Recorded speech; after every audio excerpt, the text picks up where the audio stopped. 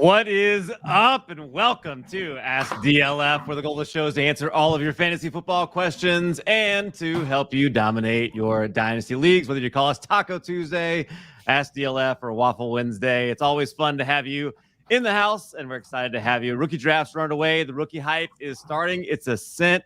It's always Sony in Miami and lots to talk about, but we're not going to talk about any of that until you ask us, because that is what this whole show is about. I'm your host, Cal Shoemake. I'm at Calvin and Hobby on Twitter, and I appreciate you tuning in. I'm joined as always. First, I'll welcome in Tyler, the FF creator, who was telling us about his negotiations with Elon Musk trying to get his Twitter account back. Tyler, how are you? Well, I've been better. I mean, the Twitter account is not there. It's not working. I've complained many times. Twitter support has been not helpful. What a surprise. They're never helpful. So hopefully, eventually, the Twitter account will come back to normal. If not, we have my alternate Twitter account, which is Tyler FF Creator 2. And, don't at me there. I'll never see it. But if you at me at my original account and you get a reply from an account that has a slightly different picture of me and looks slightly different, it's still me. It's not a bot or a scam. It's me. But I have this account for this exact situation. If Twitter thought that I was too prolific in my answers, that they thought I was a robot, I think that's actually why my account was turned into this weird state that it's in now. So yeah, it's been frustrating, but other than that, rookie season's been great. I recorded a short YouTube video, my first ever, on the Sony Michel signing. I took advantage of that new platform that I didn't know about. Yeah. Otherwise, everything's great. Rookie drafts, all that. Yeah, it's all good. Do you think Twitter thought you were a robot because you decided to name your second account Tyler FF Creator 2 instead of like something like different? It is a possibility that that's why they thought that I was a robot. And, I don't know. I would say that I'm in opposition to the Twitter algorithm at this time. You guys have seemingly enjoyed this 3-person crew that we've had here, and joining us, I'm so excited. We've got John Hesterman at John_Hesterman. He's a writer at DLF. He does a lot of great things. I've done a couple shows with him. We've only talked Chargers so far. I'm excited we're gonna have a chance to talk more about the Dynasty community and fantasy football as a whole. He's smart. You're gonna love listening to his answers to your questions. John, how are you today? I'm doing pretty well. Thanks for asking. I'm just thrilled to be here hanging out with you guys. How long have you been doing Dynasty? I've been playing Dynasty for quite a few years, but I've been with DLF for a little over 2 years now. So I've been sinking my teeth in that aspect of it for a good solid couple of years now. It's a lot of fun. A lot of fun. Get to live with your mistakes long term. Love it. Love it. Love it. And of course, we're brought to you by Dynasty League Football that you just mentioned right there. I'm excited that there's a great cross promotion with Underdog. You guys should make sure you go check all of that out. Details at dynastyleaguefootball.com. And you should be a premium subscriber. It's a great opportunity to do that and get some Underdog as well as we get into the best ball season, which you should be doing. Lots to talk about here today, guys. And we are going to get the show started. If you're joining us for the very first time, all you need to do is ask us a question. Speaking of being in Dynasty for a long time, the legend Henry is the first one to chime in with a good question. Yeah, I'm going to rearrange it here. Give me just a second. I'll pull John up and make sure I'm the one blocked out and ask. He was offered Adams for picks 3 and 22, and also Adams for 10 and Michael Pittman. Do you like either one of these trades? Tyler, start with you. He thinks you're going to hate both of them, but let's hear from you. What do you think? Well, I mean, Adams for 3 and 22 is not terrible. I mean, 3 is going to be Garrett Wilson for me. It could be Drake London for other people. And then 22, I mean, that's going to be way down there. So that's fine. I wouldn't, I'm not going to be trading into Devontae Adams at this time. I don't want to do that. And then the other one, that's actually worse for me. I'd rather have Pittman and 110 than 103 and 2020, and I guess that's 210. So that one's actually worse, and that one I definitely would not do. John, what do you think here? Do either one of these trades seem good for you if you are receiving Adams? I'm not sure at this point I really want to trade into a 29-year-old wide receiver that's now getting not new to him, but a new quarterback at the pro level. I know they had some chemistry in college, and there's a lot to be said about that. But at age 29, I don't know. I'm not willing to give up too much equity to get him. I don't think they're terribly lopsided, but neither one jumps off the page as being something I want to sign my name to. Yeah, I agree. The value seems okay. I was trying to go through here and see if I could see Devontae Adams, his ADP right now in the updated May 2022 ADP on dynastyleaguefootball.com. He's going off the board at the wide receiver 11, kind of just behind Tyreek Hill, just in front of Stephon Diggs and Deontay Johnson. Is that about the right place for him, you think? I just updated my ranks. I have him at 13, so more or less. It's within a couple spots of where I would have him too. I'm still in the process of getting all mine updated now that rookies have hit their landing spots and stuff like that. Someone was just talking about that on Twitter. Do you have your rankings up? Not yet, but I'm working on it. I did that the Saturday after the draft. The people demanded. There are some people who wanted it the day of. They wanted everything the players came in. They wanted the rankings updated with each player live, and I was like, "Yeah, it's too much." Yeah, how am I going to do that while I'm live on the show? That's not possible. But I was able to get those rankings up mostly on Saturday. We are definitely ready for a lot of that. How about Elijah Moore, where he would come in? So Dylan is wondering, should he go 102 or Elijah Moore and a 2023 second in a Superflex league? Oh, I'll take the 102. Yeah, 102 for me. I like Elijah Moore, but the 102 is better. And then the 23 second, it's good. It's interesting, but not good enough, I don't think. So I don't know. I'll have to take the 102, but it's not I've seen worse. I've seen worse offers. I know Kenneth Walker was your 102. Is he still your 102? Still is. Yeah, still is. John, how about you? Who do you have 102 right now? I have Kenneth Walker there. Yeah, so 3 is where things start to shift for me. 3 is where I start to get shifty. Like it's the flavor of the week for the wide receiver. Yeah. So yeah, that's where it starts to get dicey for me. So in that case, I'm looking at this, and I guess it depends on the team. What I need on my roster. I don't hate the Elijah Moore in the 2023 second. I think that's not a bad gig. I like the 23 class, so I'm not definitely opposed to that. But if I'm sitting there with a 26, 27-year-old running back and my best option, I'm probably going to look at the 102. Yeah, that's not a bad idea. I've been pretty much, if I have a pick in the top 5, I feel like I'm getting Kenneth Walker with almost any pick that I've got 2 to 5. It doesn't seem like doesn't seem like consensus is having him at 102, even though, it seems like the 3 of us agree. And I got a bunch of shares already. He went 102 in the most recent rookie draft I did. So he did go 102 there. Seems like a lot of. He went 102 in the one I started today, and that's because I had 102. Oh, there you go. Yeah. There you go. Henry was supposed to start his draft on Saturday. Here we are on Tuesday, still waiting as the site tries to find a new owner. That's if you're going to bow out of a league, do it right after the season. Don't wait until the rookie draft starts to do it. That's not a great time. He's got 2 FFPCs going on. I don't know if you know Henry. Henry's a legend. Henry's a legend. Yeah, absolutely. He was also offered Mixon for 102 and Gabe Davis in the league. I needed a running back, and I passed and took Walker. Yeah, I think that's interesting to go Walker over Mixon, but I don't know that it's the wrong call. What do you think, Tyler? I would prefer Mixon, but Gabe Davis is not bad. It might be enough to swing me the other way. Yeah, let's go. Joel also. You're either muted or I can't hear you. One of the 2. Yeah, I lost you. Come on, Cal. Can you hear me now? Yeah. Yes. Man, I've had some technical difficulties here recently. I apologize for that. For sure. Let's jump over we got Joel's question. It's not just Henry. It's also Joel. We got all the others in the chat as well. All before we got started. So 12-man Superflex, Michael Pittman, and a 2023 first from a pretty stacked team, or Lamb. So he's thinking it might be a late 2023 first.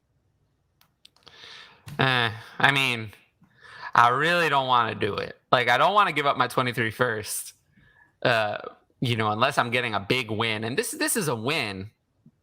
I'm a little on the fence about this.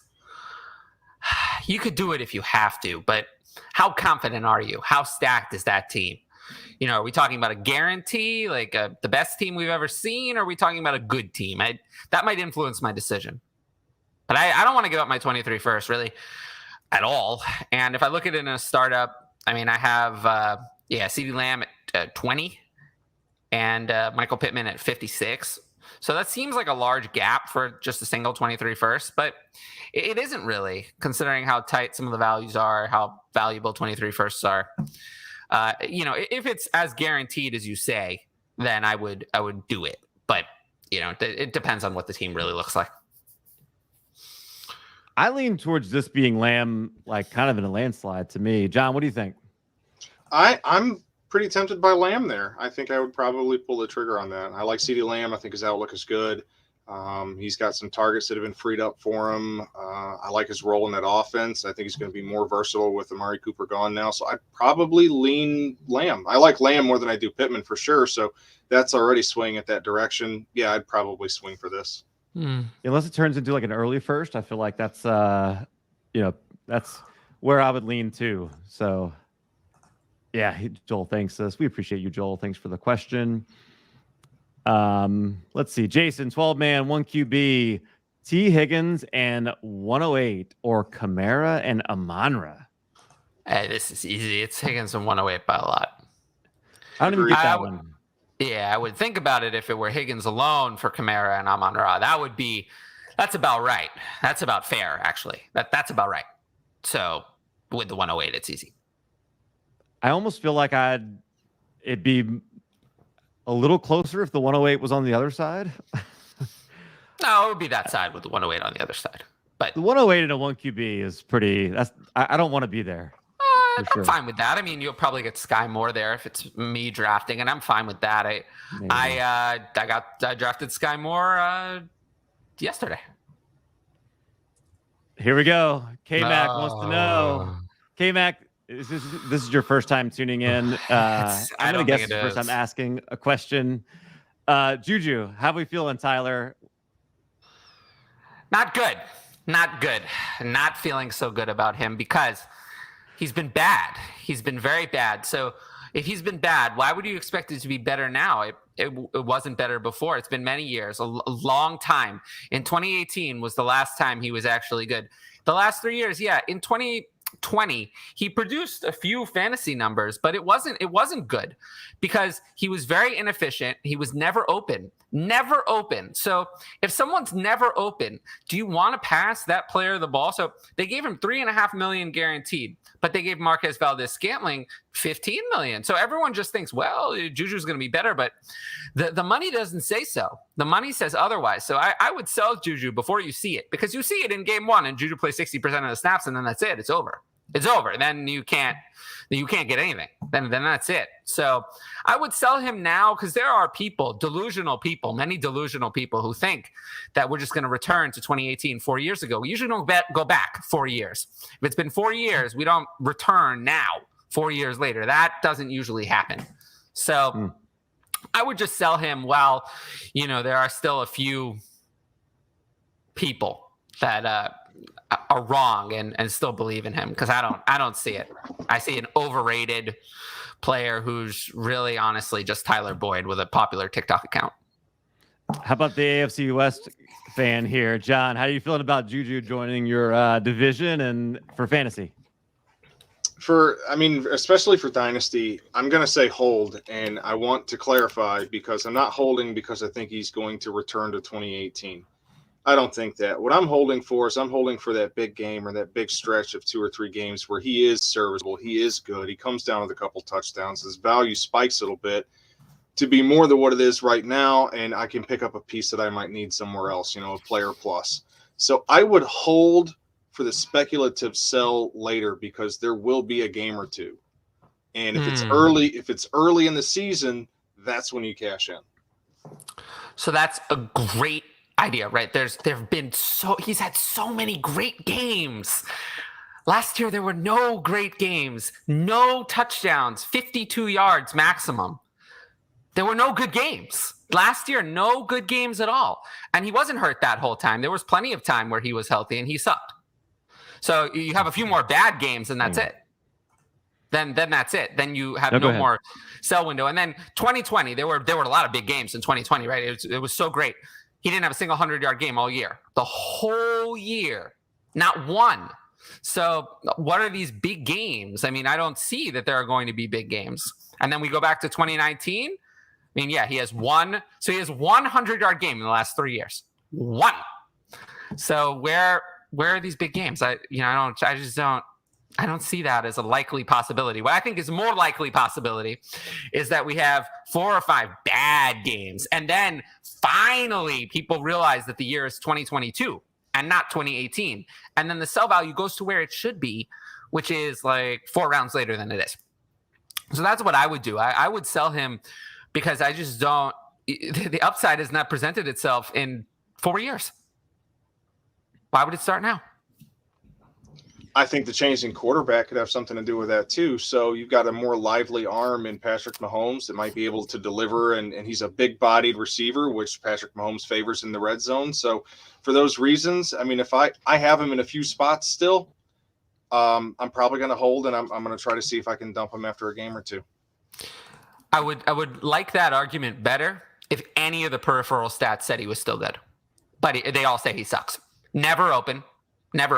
Air yards, non-existent. Route distance, just not going anywhere. No separation of any kind. Doesn't win on any routes at all. So there's just nothing to say that he's still good. All the peripherals say he's bad. There have been examples of players who have had a quarterback problem where the quarterback is not good, and that stops a player who's open from getting the ball. Jerry Jeudy, I feel like, is one of those players who was good, but unfortunately, the ball was not delivered. Whereas Juju Smith-Schuster is on all of the peripheral metrics is horrible. So I don't want to target someone who's horrible. So someone who's bad is not fixed by a good quarterback. It's the players who are getting open and the quarterback didn't deliver the ball. Those are the ones I want to target. But Juju Smith-Schuster does not fall into that category. Let's move on from Juju here. Eric says, Cal, first morning. So he's been asking me every week for my advice. He's having his first child. And we got John on, John has children as well. So John, you have anything like just, I've answered this now a few weeks in a row, but anything that comes to mind in terms of getting ready for his firstborn? Say goodbye to sleep. Of any meaningful length of time. You will now be a nap dad. That's what you get. You get frequent naps. You don't get sleep. So that's one thing. The other thing, and this is probably a little into the future, but I hope that when you catch yourself doing it, you think of me. You are a absolute dad mode when you are eating macaroni and cheese hovered over the sink, just right out of the bowl, because you're trying to feed the kid. There you go. There's some. That's when you know, and I want you to think of me. I love that. I will say, what I didn't expect is how much, I didn't mind missing the sleep. Yes, the sleep will catch up to you, but, the motivation, and the being around the kid and all that stuff, it was worth it, So nobody could have properly put into words how, yes, you're going to lose a lot of sleep, but you're going to love it too. Way more. So the good is going to outweigh the bad. Definitely the good outweighs the bad, but it is like Fight Club. You get to a point where everything looks like a photocopy of a photocopy, you're just kind of zoned. That's where you get 100%. And and I think this is a little bit different than something I said a couple weeks ago, but just don't block out everyone's going to have an opinion, and everyone's going to tell you how you're supposed to do things and how you should do things. And just block that out. You and your significant other, you guys, do things your way and fend for each other and, protect each other. Because I promise you, you're going to have a lot. Yeah, find what works for you. It's not going to work for you exactly the same way it works for anybody else. And we don't do it the same way that my wife's family did it, or that my family did it, or even that my brother, or her siblings. And so, it's find what works for you and have confidence in that. And don't necessarily. And one last thing. I've got 2 boys and I've got a girl, so I've got both sides of that represented. And what I've learned is that the difference between the two is simple. Boys cause damage that can be measured with your wallet. With girls, it is all in the feels. It's all emotional. So know that going in, because it took me a long time to learn it, because the girl was the last one we had. So I had 2 boys before her, and that's all I knew. And then having a girl and these emotional things, very, very different. So know that going in, because I didn't have that warning. Absolutely. Jesse was excited about it being Showtime. Loves the intro. Make sure you catch that. That it really is a great work by Aardvark TV. Feverish Finero did a great job on our intro. Go A Canes. Would you trade the 203 for a random 2023 second? Yes. I think universal yes, right? Yeah. Really? Yeah. So you'd give up the 203 for a 23 second. Why? Because I feel like it's going to be a much better player. I like the class better. I don't know. I don't think that's a guarantee. So 203 is like Desmond Ritter. Well, I'm not taking Desmond Ritter there. I would trade Desmond Ritter for 23 second, but I'm not taking Desmond Ritter. For me, I don't know. 203. Honestly, I'm looking at it. Yeah, the 203 is definitely the line where I definitely wouldn't do it. Like maybe David Bell or Rashad White's there. I'm fine with that. I'm not trading them for just a second. So no. I just don't see that the second round next year is going to be that much better. Like the second round this year is not that bad. It's actually better than the second round last year in a lot of ways. Man, there's a first round. It's the first round this year specifically. The picks that are really bad this year are really 2. 2 is this is the least valuable 102 ever. 103 is bad too. 104 is starting to get a little bit more normal. 105, it's really just that 102 and 103, and also 101 is bad. Breece Hall is fine, but it's not a star quarterback like we've had every other year. So Trevor Lawrence, last year's 101, who was horrible as a rookie, is still worth more than Breece Hall is now in Superflex. In Superflex, yeah, for sure. Yeah. So that was my stare for a moment. I'm like, wait a second, but Superflex. He was horrible. He had a whole year of being horrible, and he's still worth more. So the reason why this class is so bad is because the top is bad. But there's really not. I would not say that. For example, in Superflex Tight End Premium, my 203 is Trey McBride. I wouldn't say that that's bad for a 203 in an average year. If I go back to last year's class, I'm not sure that I would prefer the 203 from last year's class necessarily. So if you don't know, Waffle Wednesday is from Blake, but that is a derivation of Taco Tuesday because Taco Tuesday came from Tyler and Cal on Tuesdays. TACO Tuesdays. Yep. Tyler and Cal on Tuesdays. And then Blake joins us from Australia where it's already Wednesday. So that's why it's Waffle Wednesday there. Hope you lads are well. Nico Collins or 207. 1QB PPR 14 team league. Yeah, I'll take the 207 easily.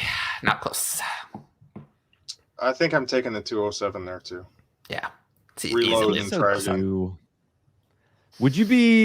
Are you starting to get tempted by Wan'Dale Robinson at 207? In a 1QB, Wan'Dale Robinson is above 207 for me. Oh, okay. Yeah. That's right in the wheelhouse for where, based on the drafts I've been in so far, that's right in the wheelhouse. Yeah, I drafted Wan'Dale Robinson at 211 today. And that was super flex. I feel like he's fallen pretty late there. And sometimes even into the top of the third round. I got him 209 in one recently. So yeah, I feel like this is right in that wheelhouse. So I'm good with it there. I would take that dart throw. I like Nico Collins, but I would take that dart throw there. Silence of the Lamb, 12-team Superflex had the 106, and all the top 5 are gone. JMO or Olave at 106. I'm leaning Olave, but see JMO ranked higher on most lists. What do we think? Yeah, go with the lists. Ooh, go with the lists. JMO? Okay. Yeah. Okay. JMO or Pretty easily. Olave, John? Yeah, I mean, if I'm drafting Jameson, I know that I'm not going to have him for this year, at least a good chunk of it, and I'm fine with that. I think he's a better receiver than Olave. So yeah, I would take Jameson Williams there. I like Jameson Williams a lot. I draft him kind of above consensus wherever I have that opportunity. If I'm wide receiver needed, that's the guy I'm looking for. I like him a lot. I've heard that the recovery isn't going well. I don't know if those are just rumors, if that's been widespread, but I've heard there's a lot of things not going well in this recovery. I'm starting to get scared also by rumors. Him. Yeah, it's and I've heard the same thing, and it seems to be not necessarily the recovery itself, but the work he's putting into it. Like, you got to work hard to recover quickly from that. And that's what I've heard. It sounds like he's not putting in the work, which does, that's a mild concern. But he's also 20 years old. Yeah, I'm not overly worried about that. Yeah, I mean, I'm not. If the recovery time is delayed a little bit, he's still 20 years old. He'll be fine. I just got a message in the DLF league. I think I timed out on my pick. That's not good. I didn't even know we started. So I'm going to go figure that out. That happened in the Trade Addict 8 rookie draft too. Sean says, I think there was a lot of unawareness that the draft actually started because I had most of the picks. So people had checked out. Sean wants to know, which league Diggs, is that? It's the DLF. Oh, yeah. Yours. Okay. Mine is the podcast, the DLF podcast league. That's cool. What's a Diggs or 103 and Alan Lazard, 12-team Superflex. Not that it matters QB stinking this year. Yeah, pretty much every draft is a 1 QB draft, just about. Well, I mean, the 103 is similar in value to Diggs, but Lazard is irrelevant. I don't know. I mean, if you're competing, I guess I'd stick with Diggs. If you're not, then I'll take the other side and take one of the younger players. So who are you taking at 103 if it's you, Tyler? Me? Well, I mean, if Hall and Walker go 1 and 2, then Garrett Wilson at 3.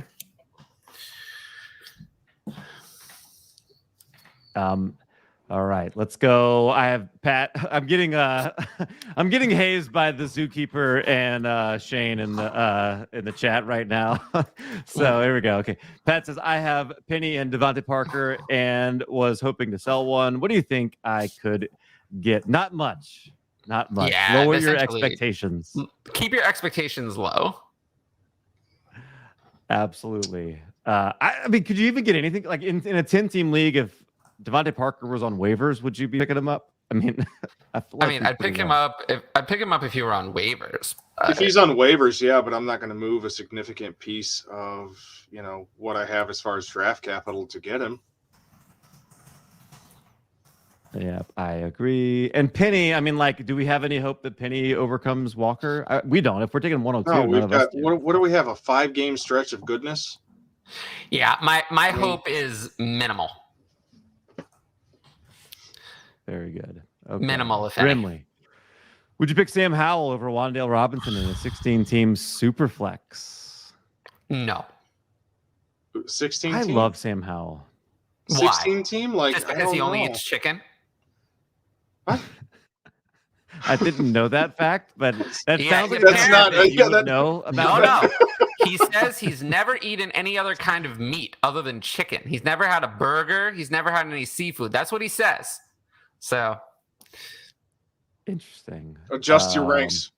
Yeah, adjust him down, I would say, for sure. But the answer to that question was no, because even in a 16-team Superflex, if the quarterback never sees the field, I would say that he doesn't have much value. Here's my thing with these quarterbacks, and I guess we can just get into a conversation about that because it's good to do that. It wasn't asked, but I want to talk about it. I would say of these quarterbacks, really there's 4 of them. Ritter, Willis, Corral, and Howell.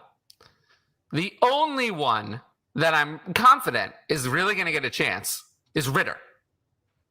The other ones, they're backups. Willis stuck behind Tannehill. They're only going to go to Willis if Tannehill fails. They don't want Willis to be their starter. They want it to be Tannehill. If Tannehill sucks, then they might go to Willis. Corral, I still believe that Jimmy Garoppolo is going to start week 1 for the Panthers, even now. I still believe it. I cannot believe that the Panthers and the Seahawks are going to go into this season with their current quarterback rooms. I don't buy it. I don't believe it. So for that reason, I have Corral lower. If this were how they went into the season, I would love Corral, but I don't expect that to be the case. And then with Sam Howell, they picked him in the 5th round. I think that Washington, wants Carson Wentz to be their guy. But if Carson Wentz is not their guy, I don't think Sam Howell is either. I think that they're going to look at, going to a new quarterback for next year. And there are plenty of quarterbacks in next year's class. And, I think Washington's more likely to go to another retread than to go to Sam Howell. Like, I think they'd be more likely to, take another cast off. Is he going to beat out Taylor Heineke? Sam Howell, there's no guarantee. That is not a guarantee. I think he will. I think so too, honestly. I mean, I like what Heineke did in stretches, but relying on him long term, we saw once teams started to figure out how he operated, he was mid-level garbage. So yeah, I think they'll give the rookie more of a shot over Heineke at this point. Well, Wentz is going to get a chance. I mean, Wentz, I don't know. I think that they're gonna stick with Wentz for this year, and then we'll see. Like until they can't. Yeah, but I do think I think that Baker Mayfield, Jimmy Garoppolo at least, and then there's a lot of jobs that are locked down. And there are new quarterbacks coming in. I just don't see that no matter how desperate they are, that they're going to go to a 5th rounder as their clear starter next year. I don't see that as realistic. I'm just not interested in Sam Howell. Someone else can take him. The only one that I'm really interested in Ritter, first and foremost, just because I think Ritter is the one with the best chance to see the field this year, because the Falcons are going to be horrible. Ritter reminds me a little bit of Davis Mills from last year, not as a player, but in terms of the situation he's being put in. A team that's obviously going to be horrible, and a team that is not going anywhere and is going to want to see what they have. Whereas the Panthers and Washington, or the Commanders, they think that they're competing. They think that they're trying to win. They're wrong about that, but they think that they're trying to win. Whereas the Falcons, I feel like, have accepted that they screwed themselves over with the contracts they gave to Matt Ryan and Julio Jones. And this is the year where they pay the price. They pay the penalty. They're paying that penalty this year. And after this year, the penalty is over. In 2023, the Falcons have $100 million in cap space coming. So the team will be better, much better next year. But I do think that Desmond Ritter is the one who gets a chance to play. Sam Howell, I don't think ever gets any opportunities. A 5th round pick. 5th round quarterback has no value to me. So other people can waste their time picking Sam Howell in rookie drafts, but it won't be me.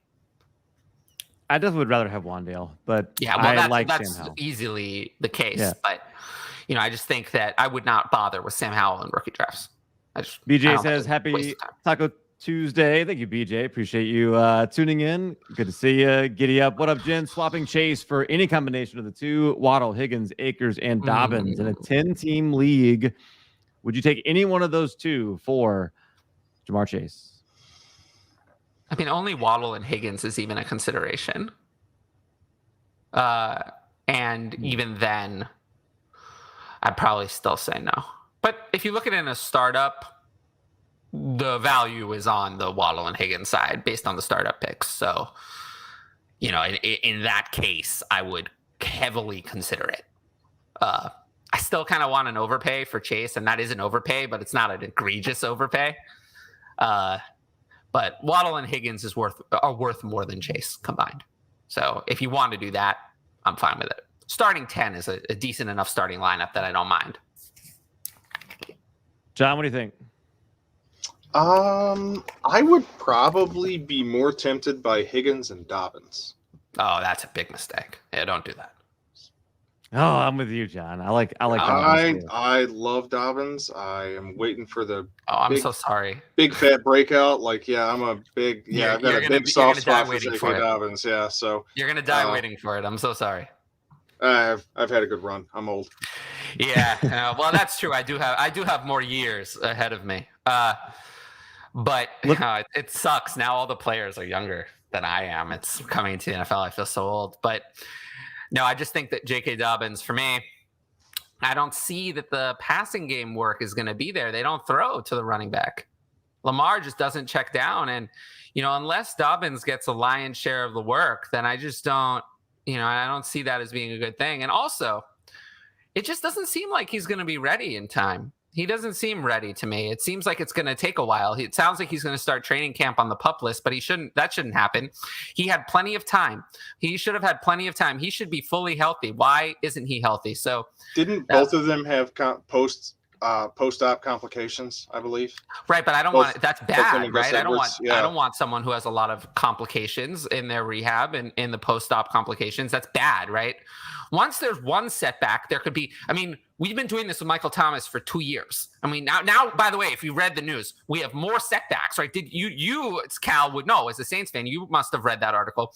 There are more obstacles for Michael Thomas to overcome before he comes back from this injury. 2 years later, there are still obstacles. But once we start with obstacles, then it just seems like there's always more and more and more obstacles. So once it got off on a bad foot, I said this about Saquon Barkley from the beginning. I said it last year. Week 1, he wasn't ready. Why wasn't he ready? He should have been ready. He had plenty of time, and he wasn't ready. So after that, I was just done. I was done. And if you had been done with me at that time, you would be a lot better off. But now that there's going to be a delay, I don't want to hear about a delay. I'll just take I'll take players who are healthy. I don't want to deal with players who the rehab is taking too long.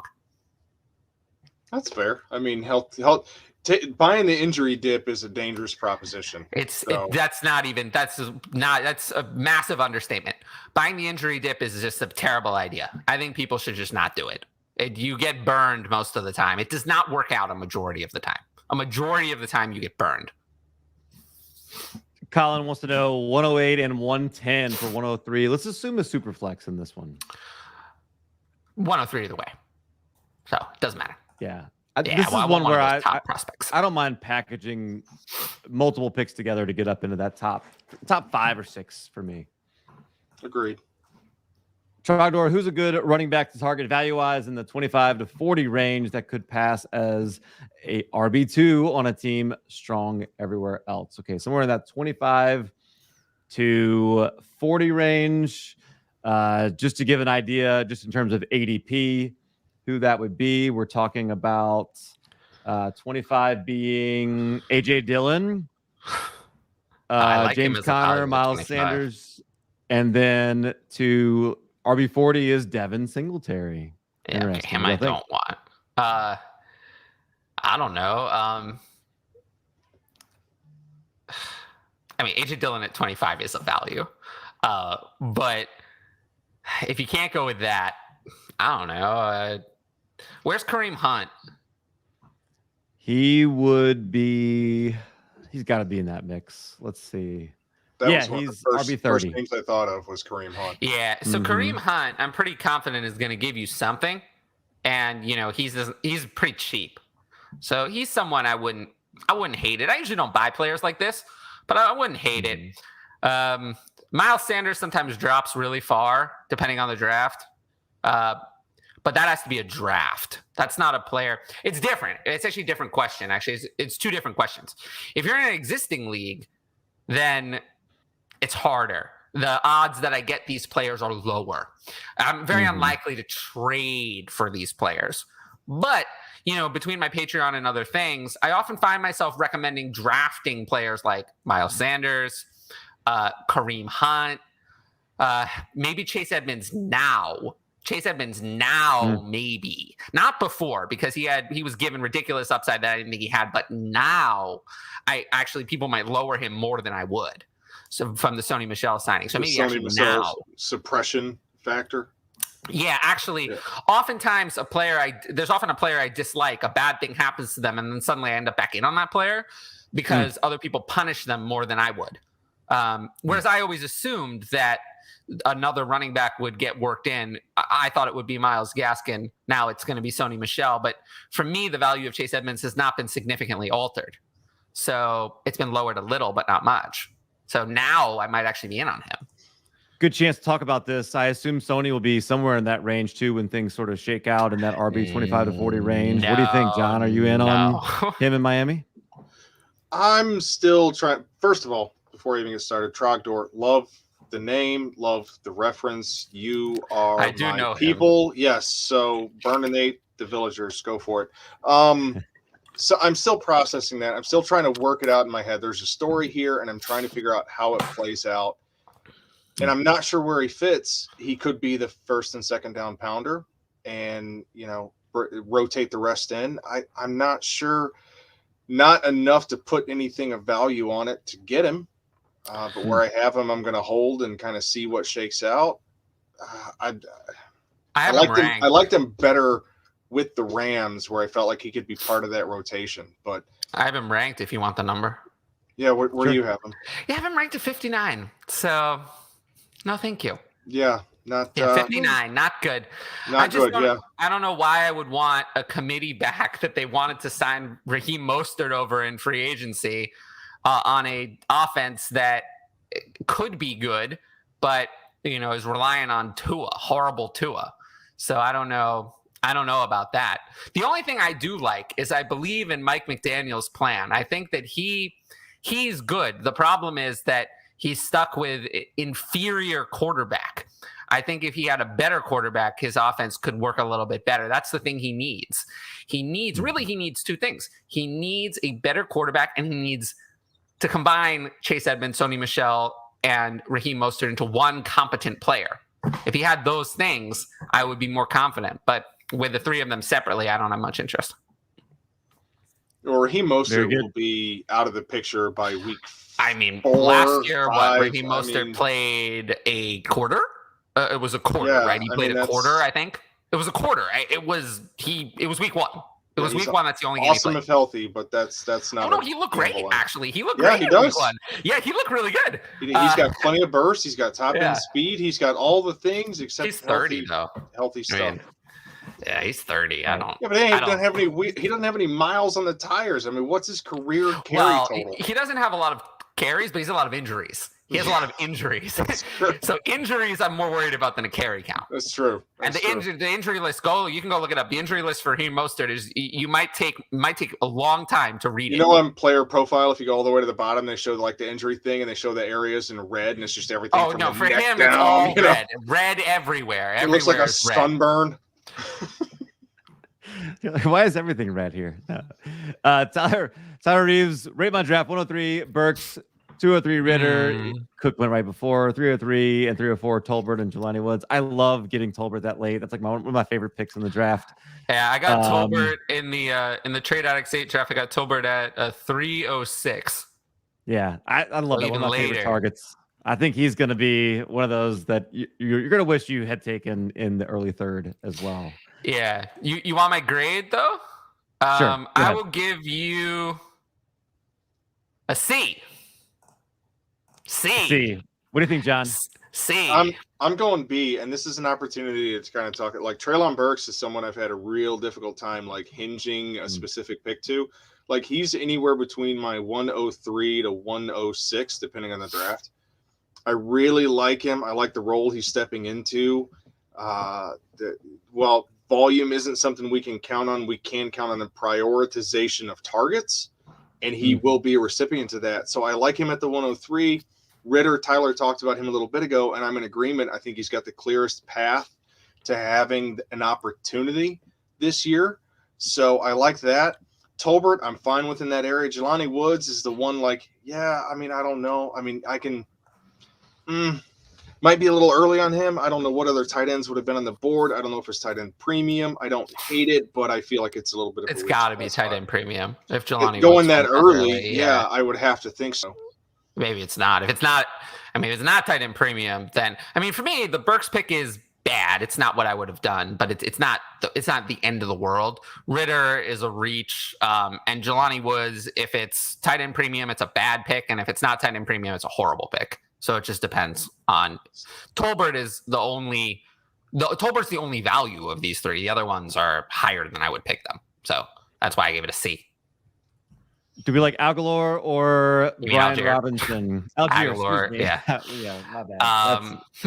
My brain went somewhere else as I was trying to think of is Brian Robinson Jonathan Stewart, or is he? And I couldn't think of D'Angelo Williams. D'Angelo Williams. Yeah, that's yeah. what I was trying to picture. I will take Brian Robinson because I'm gonna stick with the draft capital, even though the situation is bad and the obstacle is severe, and I actually like Tyler Algier as a player better. That's who I preferred pre-draft. Blind draft capital blind. I thought Tyler Algier was better.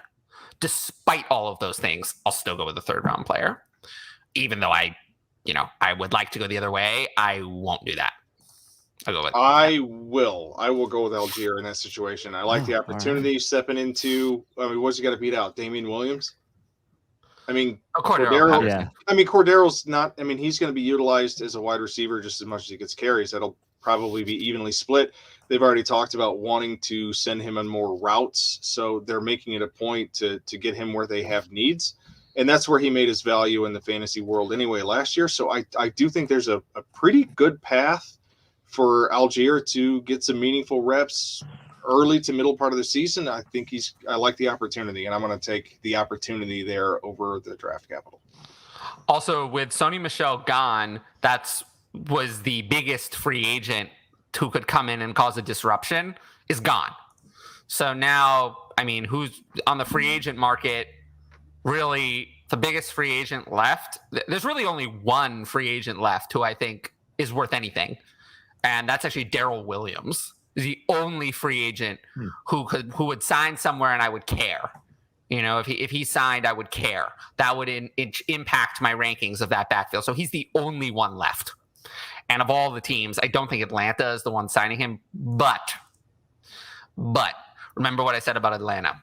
$100 million in cap space is coming.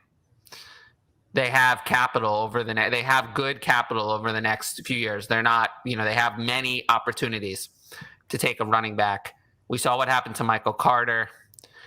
Tyler Algier, I do like him, but the offense is going to be bad unless he's really good this year. And I don't know if that's going to happen. He could be replaced. Whereas Brian Robinson, is there a world in which Brian Robinson is better than Antonio Gibson? Does that world exist? It's somewhere in the multiverse. I'm not sure if it's parallel to this dimension or not. Well, I only bring it up because I heard about it coming up on the DLF podcast. It was either that or Locked On. I know it was Ryan McDowell, so it was one of those two. And they talked about how maybe the value gap between Gibson and Brian Robinson was too large. I think Gibson is better, but I don't know. I just their lack of commitment to Gibson is more troubling than anything I've seen from Gibson. Like Gibson, I'm fine with. It's their lack of commitment to him that makes me more concerned about him as a long-term, value piece there, honestly. I mean, I always call Brian Robinson Boring Robinson because he's boring. He doesn't really do anything all that great, but he's okay at everything. So if they're looking for, more of a safe option, then he's their man. If that's what they're interested in. Let's keep going here. I just realized how far we are behind already. And Bo says, trading out of the 101, 105, 106, 108, 2023, here I come. This may end up being the best strategy of all. I did it. I started that Trade X8 rookie draft with the 101, 105, and 107, 108, 109, 110, 111, and 112. And the only picks of those I actually made were the 111 and 112. Yep. So Tyler Nelson, what about 103? Do you have a best case scenario for a trade back? Have you seen any good trade backs of I haven't seen a lot of really good trade backs of these top picks, honestly. Not in the top. Not in my league. I haven't seen him like I've seen later ones like second round swaps for more capital, but in that top 101 to 105, I haven't seen a good trade back that I was like, ooh, I love that. Right. Yeah. Me neither. I don't have any good ones recently either. Looks like 103. I just pulled up the DLF Trade Finder. 103 was traded for 107, 201. Nah. 103 for Chris Godwin and 302. Ooh, I'll take that. I think I would take that too. Yep. 103 for 109, 205, and 208. I would not want that. It's too far back. You're not gonna like who comes available at 109. Yeah. Like unless you love James Cook or unless you love George Pickens or whatever, like you're not gonna love 109. I just feel like that is almost completely dried up at that point. Rank, please. Wentz, Locke, Ryan, Winston. Your favorite. This might be if they were trying to find quarterbacks you love more than anything, Tyler. They nailed it right here. I don't hate Winston, but the other ones. Well, I mean, do you want me to Winston rank would them? be first? Yeah. Winston, Ryan, Wentz, Locke. Yeah, Locke's That's definitely actually John? remarkable. That's remarkably close to what I would say. I would say, Winston, Wentz, Ryan, and Locke? No, Yeah, Winston, Ryan, Wentz, Locke. Yeah, I've got it just a little bit reversed. I would do Winston, Wentz, Ryan, Locke. I'm not sure that Matt Ryan has anything left on that arm. He has more left in it than Wentz. I mean, Wentz. I like him the best of this group. I think he's the best one. Wentz can short arm it, horrible. and Wentz also has the scramble rushing upside that. Oh boy. So he's so good at that. He's so good at that. When he scrambles, you always can count on a fumble. There's that video. I suggest people go watch the video, the Carson Wentz low lights video. You'll see he scrambled. He was holding the ball up here and he was trying to throw it and he was doing like that. And then the defender came and it was another fumble, another turnover, and somehow Wentz has this magical ability wherever he goes, every single person around him, he manages to alienate everybody. Everybody alienated. Nobody likes him. So I don't think that he's going to last very long. I would be stunned if Wentz were a starter anywhere in 2023. I think this is it. Whereas Ryan and Winston, I think, the Colts guaranteed Ryan's $30 million for next year. So someone's paying that $30 million, and it's not going to be anyone else. So Ryan, I think you have 2 mediocre years left, and Winston is the one I think who has all the upside for sure. Locke, I don't even think Locke starts this year. Nathan wants to know a good startup strategy from the 11th spot. 1 QB. Anything? We don't have time to get too super in depth, but anything that comes to mind here? Well, draft for value. But value. Best player available. Don't even look at your team needs. Startup. Yeah. Okay, I missed that part. That was my advice for a startup. Yeah. Okay. Yeah. Value. Yep. Don't think about it year one even. And in a startup, Ridley Truther got 5 total 2023 first in the first 5 rounds. It's a pretty good haul. Yeah, that's nice. Yep. I like it. Bateman and Olave or CD Lamb. Oh, definitely Lamb. Yeah, Lamb for me there. Yeah, I had to think about it for a minute, and I'm like, I'm taking a Lamb there. Eric wants to know if it's too much 2023 first fever to move 108 and 201 for a 2023 first and third.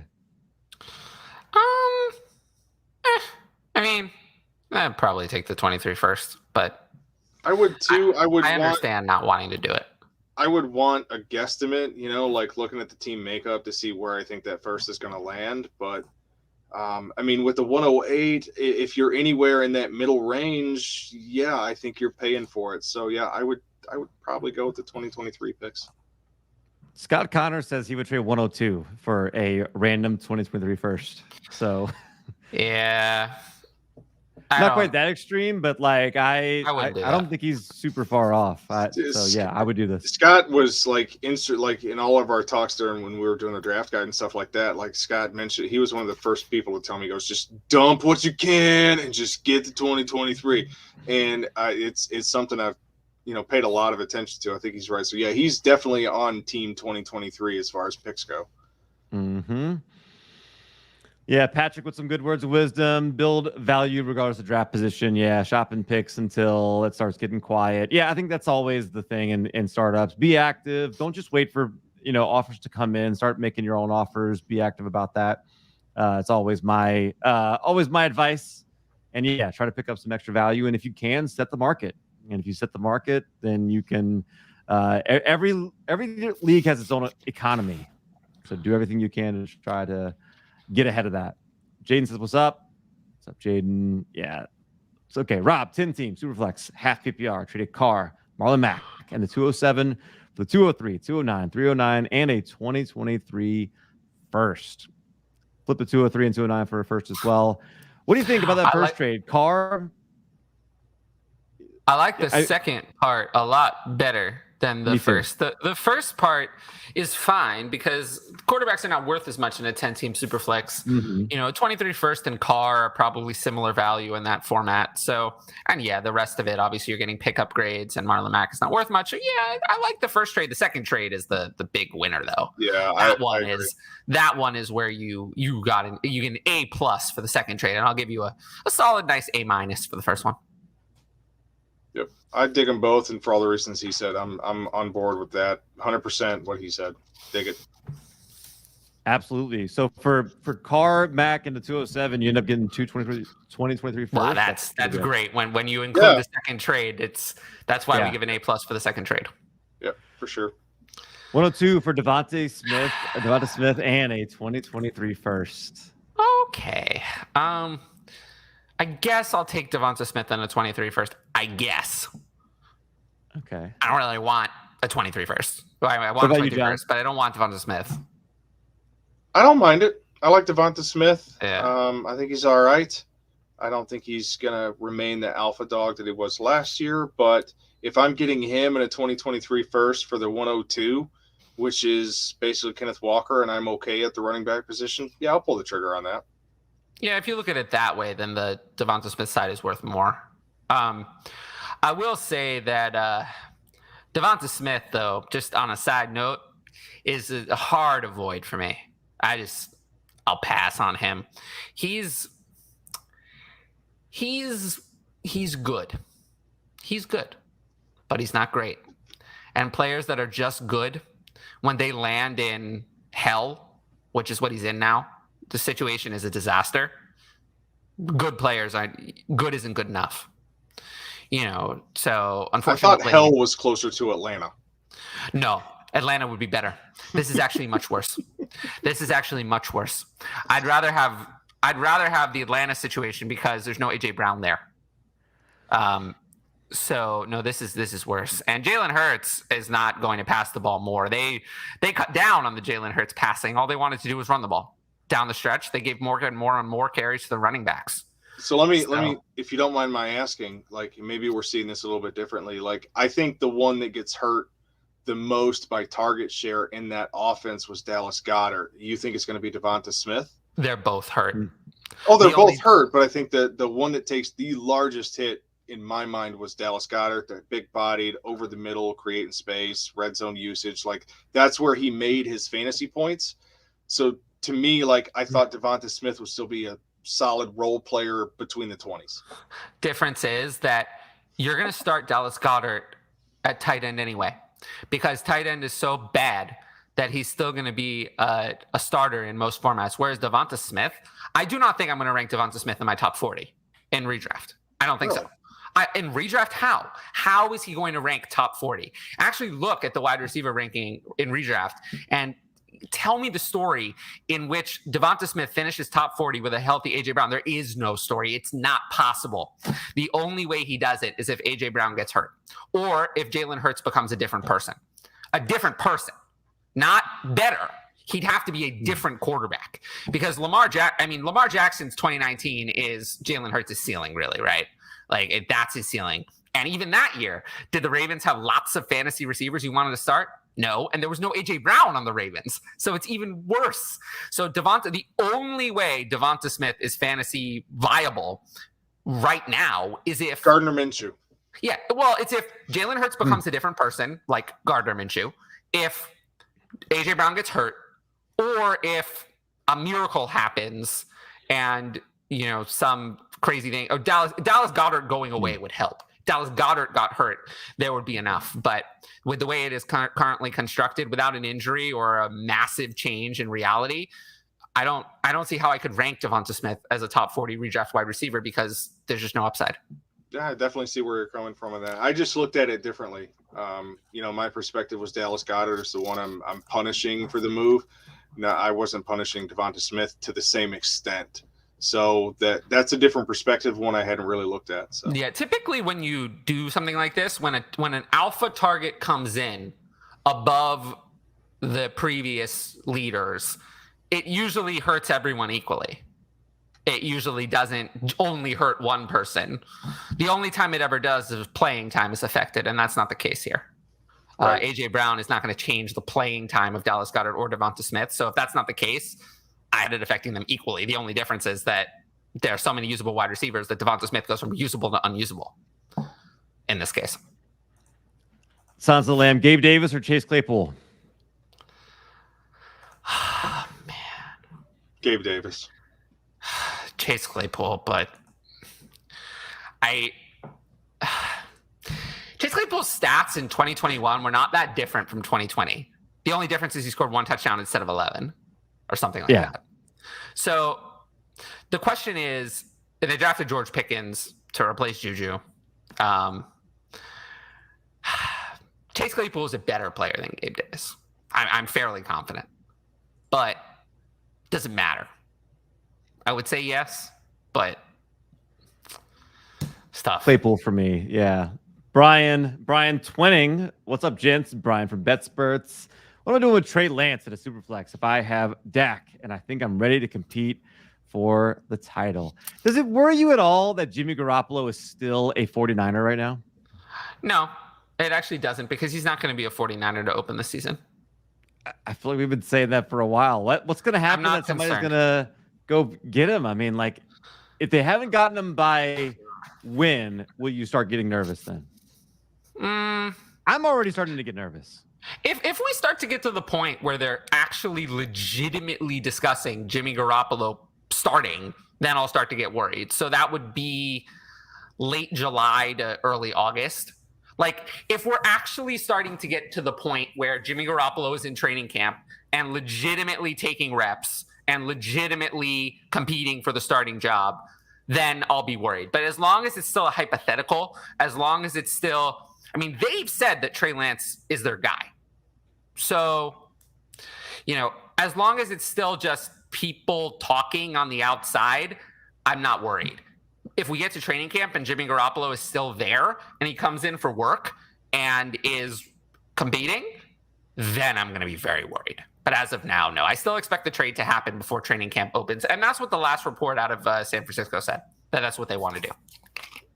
OTAs start May 23rd and 24th. I mean, that's Jimmy like Garoppolo right is not around going to the participate. corner. He's not going to be participating in OTAs because he's not healthy. Still recovery. He's still recovering from his shoulder surgery. What I'm saying is, if Jimmy Garoppolo is recovered and participating in these activities, then I'll start to be worried whenever that is. But he's not even going to be healthy until late June, early July at the earliest. Okay, so if he is somehow participating in mandatory mini camp June 13 to 15th, is that when we start getting really nervous? I think that's when it happens. Okay, so here's how I'm seeing it. Yet. I think he'll be close enough to be doing some on-field stuff. And I think what's going to be the defining characteristic there is Carolina or Seattle. And I'm going to give them both kind of equal opportunity here, but I think it's Carolina. They're going to open camp and they're going to watch Sam Darnold and they're going to go, we should probably, or Seattle's going to do the same thing. They're going to open camp. They're going to start to see what's going on. And I think that's when if it hasn't happened by the time mini camp is concluded, then I'm worried. But until then, I don't see him staying in San Francisco right now. So if you guys are right, then the answer is keep Trey Lance. Don't do anything like.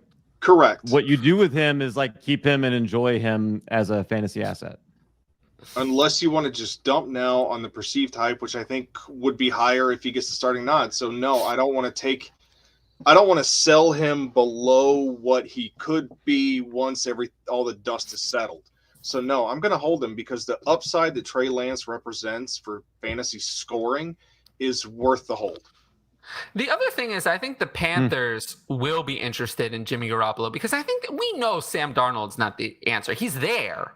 He exists, but it's already a sunk cost. I think if you bring in Jimmy Garoppolo and let him start, and then if it doesn't work out, then you look at Matt Corral as your backup plan and your future plan. But I think they know Sam Darnold is not their plan. He's just a holdover. He's only there because his guaranteed contract says that he's going to be there. Good. So they have two quarterbacks, but they really don't. They only have one quarterback who's actually in their plans. Seattle has no quarterbacks who are in their plans, but I just don't know that the 49ers are going to trade him to Seattle outside of a big offer. That's the thing. I still think that what's made sense the whole time is that Baker Mayfield is going to end up being the starting quarterback for Seattle and Jimmy Garoppolo is going to end up being the starting quarterback for the Panthers. I've been saying that forever, and I still think that is the reality. I think that that's actually what's going to happen. That I agree with you, and I think the only two things that have stopped that, and these are separate. One is the surgery, and two, the ego. Otherwise, I think both deals would have already been done. Yeah, the Baker Mayfield one is being stopped for a lot of reasons. That one is much more complicated. The Jimmy Garoppolo situation, I think, is simpler. They were going to trade him. He chose to have this surgery. Nobody wanted to trade for a quarterback recovering from a shoulder surgery, so the trade has been delayed. Throwing shoulder. Yeah, I think that one is simpler. I think it's obvious what's happened there. Whereas with Baker Mayfield, that we could do a whole week of shows just on Baker Mayfield. We could. I mean, you see that the mainstream networks do this every day. They talk about Baker Mayfield every day. They have a whole news slant on Baker Mayfield every day. So they actually do that. So you can talk about that forever. If you were trying to trade Deebo Samuel, ask Ridley Truther, who would you want back in terms of wide receivers and tight ends? Now's not the time to trade Deebo. Deebo's going to play for somebody next year. I'm pretty sure it's going to be the 49ers at this point. And I don't see why you would trade Deebo now. Is it possible you could end up with Kyle Pitts in a deal involving Samuel? No chance. No chance. Like you could figure something out. I think before we started hearing bad things, maybe, but no, now. Tight end premium, no way. Yeah, no. Yeah, maybe not. No.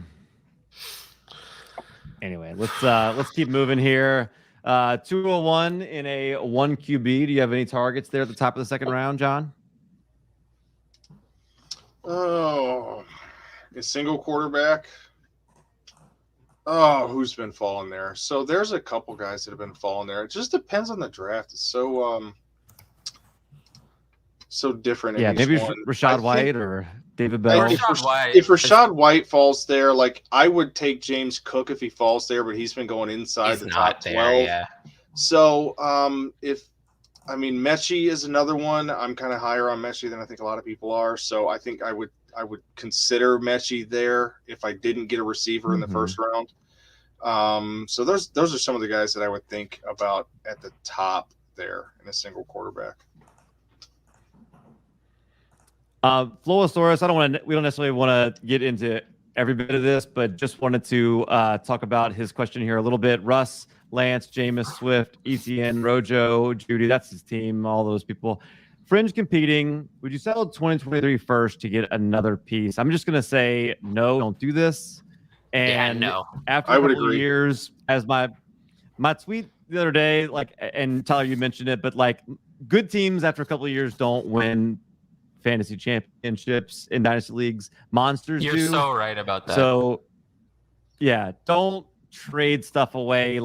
Don't borrow from the future for now. You need to be building a big monster team for the future. Yeah. Okay. 201 204, 206 in a 1 QB league. Which one would you trade? I guess give me 204 and 206. They're all about the same, right? I wouldn't say that they're all about the same, but they're close enough that I would probably go with the 204 and 206. Depends on who's on the board at 201, though. That's what I was just going to say. The same thing. If I'm sitting there on the board and I see who's available, and I'm not in love with it, I don't see Mechie. I don't see Mechie. I certainly would not. Well, again, that's a preference thing, but yeah. Like at the top of it depends on who's on the board. If I don't see anyone there that is my guy, then yeah, I'll back off and I'll take. So also the other thing is Mechie went at 210 in Trade Addicts 8, and I've seen him go way later. I've seen him even go later than that. So you don't have to take. No, I'm just saying that's my guy. Like if it's me drafting, that's someone that I'm comfortable taking in that range because I like the guy. So if you as whoever Shawnee boy, nice to meet you.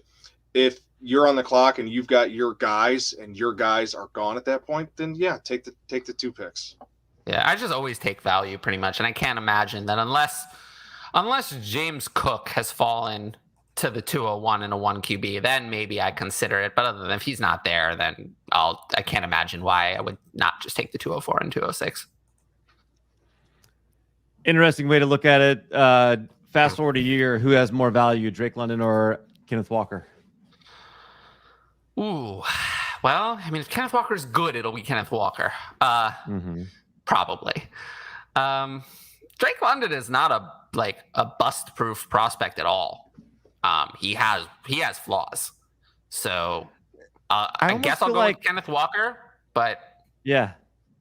I almost like the bar for being considered valuable next year is lower for Walker, just because I feel like if Drake London is not Jamar Chase or Justin Jefferson, is going to be like Devonta Smith had like over 900 yards last year, and we're like, he's lost value. He's lost value. He hasn't actually gained any value at all. So whereas I feel like Javonte Williams, we're like, oh, awesome. Javonte Williams was not fantasy usable. I mean, he was low-end RB2, and now he's, a top 5 Dynasty RB for essentially everybody. So if you look at it that way, the odds are that Walker is a better bet. But if you're really looking long-term, I'd rather have Drake London. If I'm rebuilding, I'll take Drake London. If I'm in a death rebuild, a bad, horrible team, I'll take Drake London and just not risk it. But if I'm on any sort of middling or competing team, I'll just take Walker because I think that even in a year, he'll have more value. But if you're talking 2-3 years from now, I would expect London to have more value because Walker's already going to be on the decline at that point in value. Yeah, I agree with that 100%. Like short term is Walker, long term is London. Yeah. In its simplest form. But if we're just looking at a 1-year horizon, I would go with Walker. Right. That's going to be, I would say that would probably be his peak value, next year. I am having to do some skipping around here because we are nearly an hour behind. We've only been on the show for a little over an hour. Chances Spiller becomes an RB2. Yeah. What are the chances Spiller becomes an RB2? I mean, obviously bad draft capital, but as Sons of the Lamb, I mean, a lot of people had him ranked very highly, top 3 to 5 NCAA RB this past year. Still only 20, and Eckler's not getting younger. So what do you think? I drafted Spiller at the 303 in Trade X8, and then immediately Russ was trying to trade for him, and then I immediately traded him for a 2024 second. So I guess I don't believe it.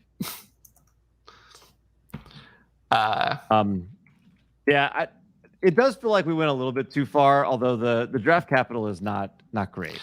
Yeah, I mean, I'm going to lean on the draft capital. And, for me, if it's 4th round draft capital and I could get out, even though it's 2 years from now, if I can get out for a second 2 years from now, a 3-0, like if I were just picking blind and I were trading away the 303 for a second in a couple of years, I would do it. And, Isaiah Spiller, it's fine, but he's not a high-end asset, and you do have a chance in the second some years of getting. You never know. I've noticed this year, like I got in that same draft, they got John Mechie at 210. Didn't expect to get that. I got Wando Robinson 211. Didn't expect to get that. So my original pick was the 303. If I can trade that for a second, I'm going to prefer that over just holding Isaiah Spiller and hoping. But, I did love the value of Isaiah Spiller at 303. I would make the pick again, but I do prefer just selling for the future second, even John if it's 2024. will be right back to join us. In the meantime, James Cook or Isaiah Spiller? Cook easily. The draft capital is all I need there. Definitely Cook, but like not as early as people are taking him. I'm just not in on that price. Jerry Jeudy and Brandon Ayuk or a mid 2023 first. I don't think Ayuk. I don't think Judy's worth a first really on his own. So Ayuk side. Or Jeudy and Ayuk. Well, that's a weird Jeudy one. and Ayuk. Yeah. Oh, well then Jeudy and Ayuk then. I want to keep the players in that case. I'll take the players. Players are worth more. I was asked that one on Twitter today. Nick's never done a slow draft in his league, but he wants to start. Can you break down how you guys do your drafts? Love the idea of trading on the clock. Yep. What do you think? Yeah, you like slow drafts?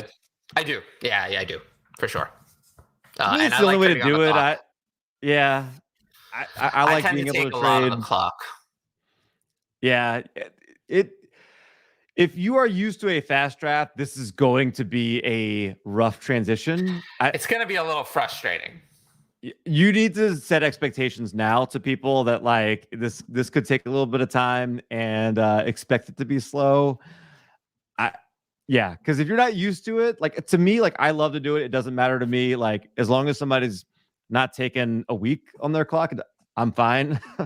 Because I got plenty of other drafts going on. But this is your only league, and everybody's hanging out like on the app all day, and you got the one guy who's not making his pick on time. It could be frustrating. Yeah, I would say in a rookie draft, it should go faster. Because, you can trade, but a lot of the time, like once you get past the first like 18 to 20 picks, it's kind of like I have my player. If I love the value, he's there. A couple of times I delayed it because I was like, I don't really like the value of what I had. But if I already get a player 2-3 picks earlier than I would have wanted, I always take that as a big win. So I'm not usually looking to trade. Whereas in a startup, I'm more looking to trade. You can capitalize on more value. Is Lazard the number one wide receiver for the Packers? No. No. Whatever it is, it won't be Lazard. Lazard sucks. I wouldn't be surprised if he was the most productive receiver for him. Well, that's fine. But if he's the most productive, I still don't want him. Yeah. Oh, it's going to be an interesting year for them. It's definitely going to be interesting. I'm still not sure what to make of how that is going to boil down. We know what Sammy Watkins is at this point. We know he's going to have a game or two, but Lazard just doesn't win, when it comes to that kind of thing. So I don't know that I'm putting too much value on him right now. Let's see. Mark loves the Juju hour, whereas Tony, or Tanya as I call him, way too much time spent on Juju. We don't talk about failure. Yeah. Well, Jesse, 10-team Superflex PPR, non-tight end premium, Judy, and 2023 second or Kelsey. Gotta be Kelsey, right? Yeah. I'll still take Kelsey, but if it's not tight end premium, it's not that far off.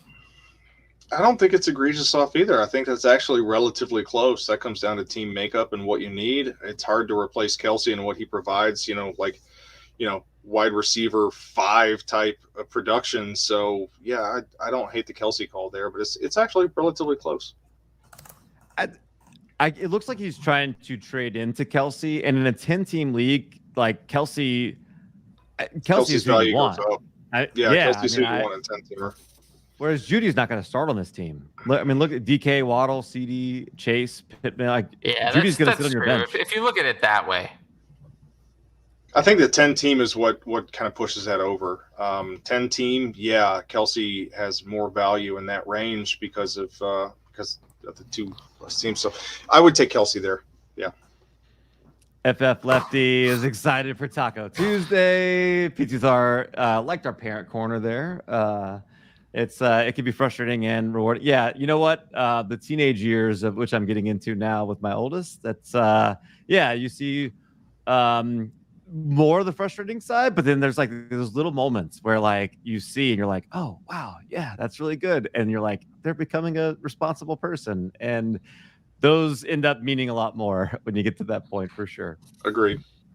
Henry Uto traded the 115 for a future first in a 16-team IDP league a couple days ago. When we were in chicken dinner, can't believe he accepted it. Yeah, I and love 115 it. is not much. Yeah, Yeah, I love it. That is a great move. almost like get whatever you can. A lot of 10-team league questions. I feel like this is the know. most 10-team questions we've gotten. Fields or Barkley and Carson failure. It's Carson Wentz. Yeah. I'll take Fields. Even now. Even though I don't like Fields anymore, I'll still take Fields. 2 QB league, yeah.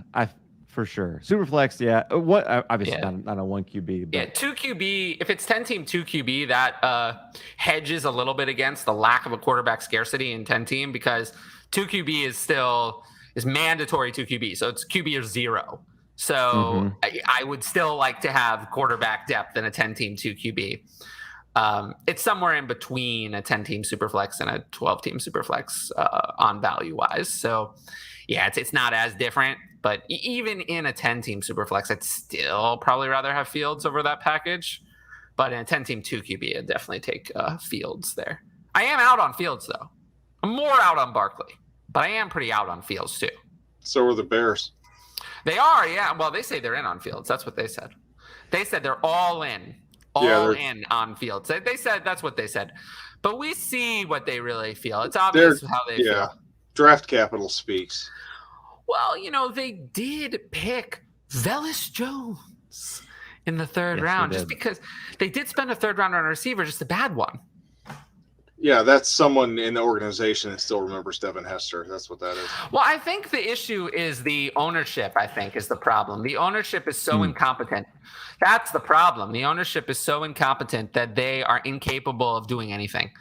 As I've always said, they've replaced an incompetent Ryan and a Matt with another incompetent Ryan and a Matt. So they've really accomplished nothing. And the real problem is in the ownership suite. And until they fix that, they're going to be bad for a long time. They really just have no direction. And honestly, I have very little hope. They should hire me as their general manager. That's what I think. They should hire me. I would do a better job. I would not have drafted Velus Jones. The 105. Eckler's worth more than that. So I would like to get more if I could. But if it's a rebuild, let's say you have Eckler. Yeah, it's a rebuild. If it's a rebuild and that or nothing, I'll take that. If it's that or nothing and it's a rebuild, I'll take it. Because, that happens, I think, in smart leagues. Once you get past this draft, your ability to deal Eckler, 23 firsts, you're not getting those. So your ability to deal Eckler after this draft is done. So again, if it's a rebuild and it's this or nothing, I'll take this. But he is worth more, value-wise.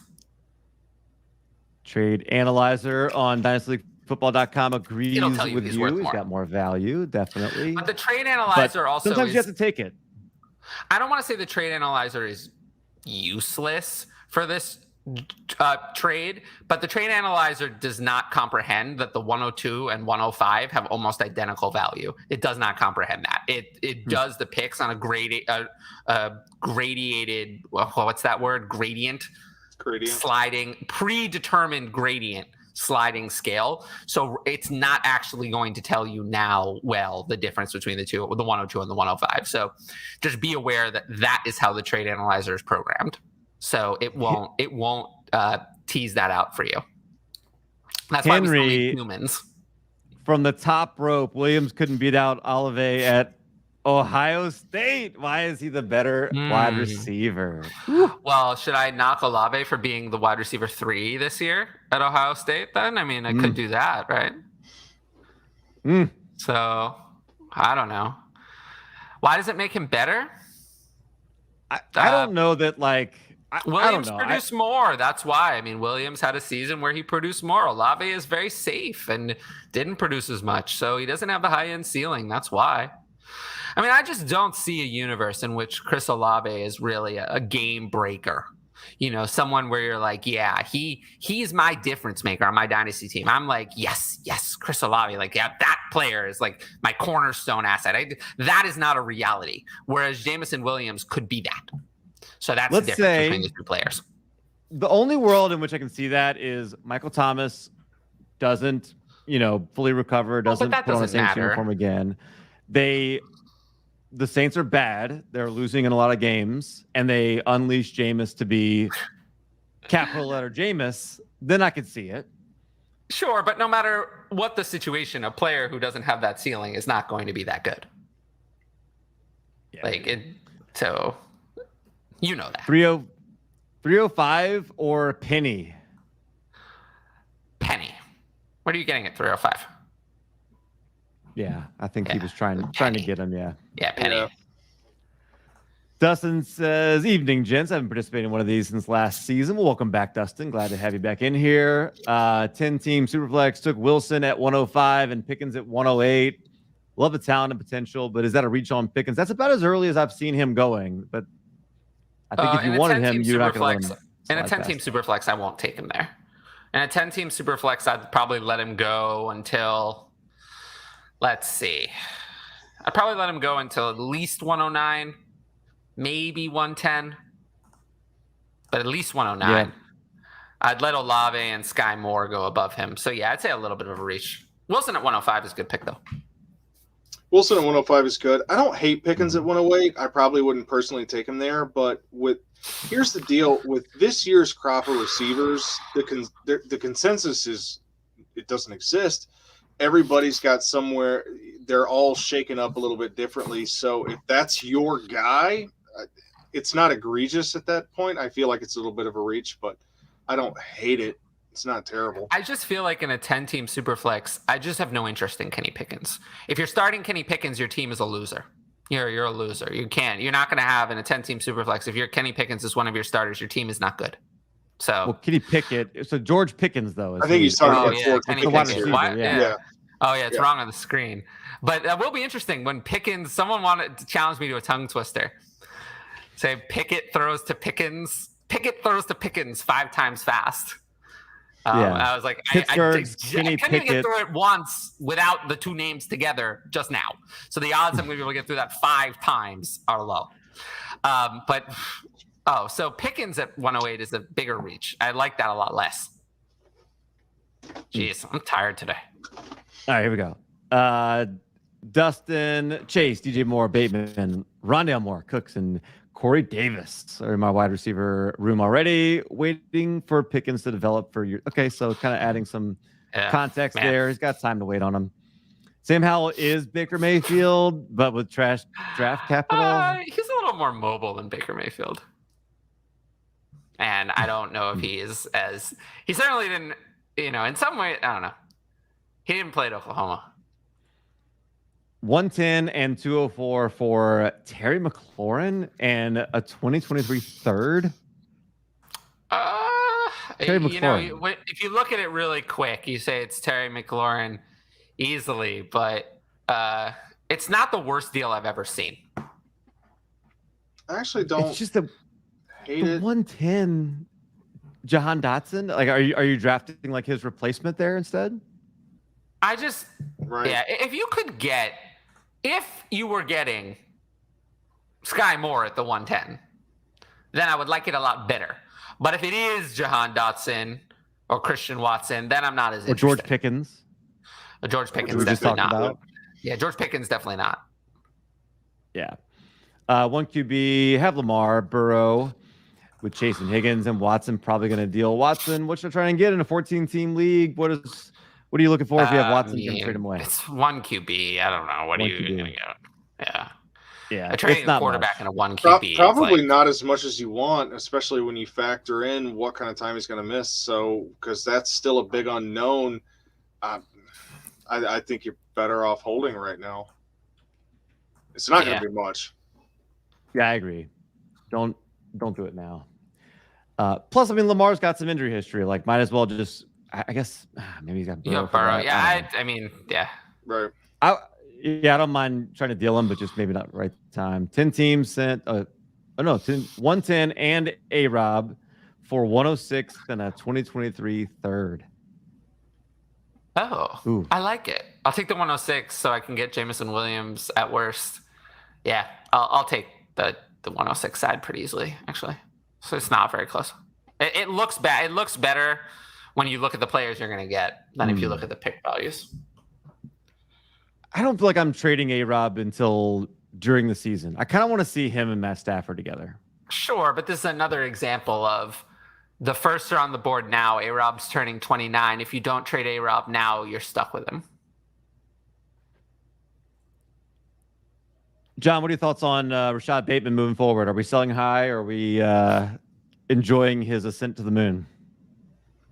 That's a roster construction question. For most intents and purposes, I think I'm going to hold, because I think if you string together a few really productive games where he's that possession style guy that sees somewhere between 7 and 9 targets a game, I feel like you can probably capitalize on that more so than you could right now. Like, I think his value is, everything's still speculative right now, so I'd probably hold, and if I'm intent on selling, I would wait until that string of games to do it.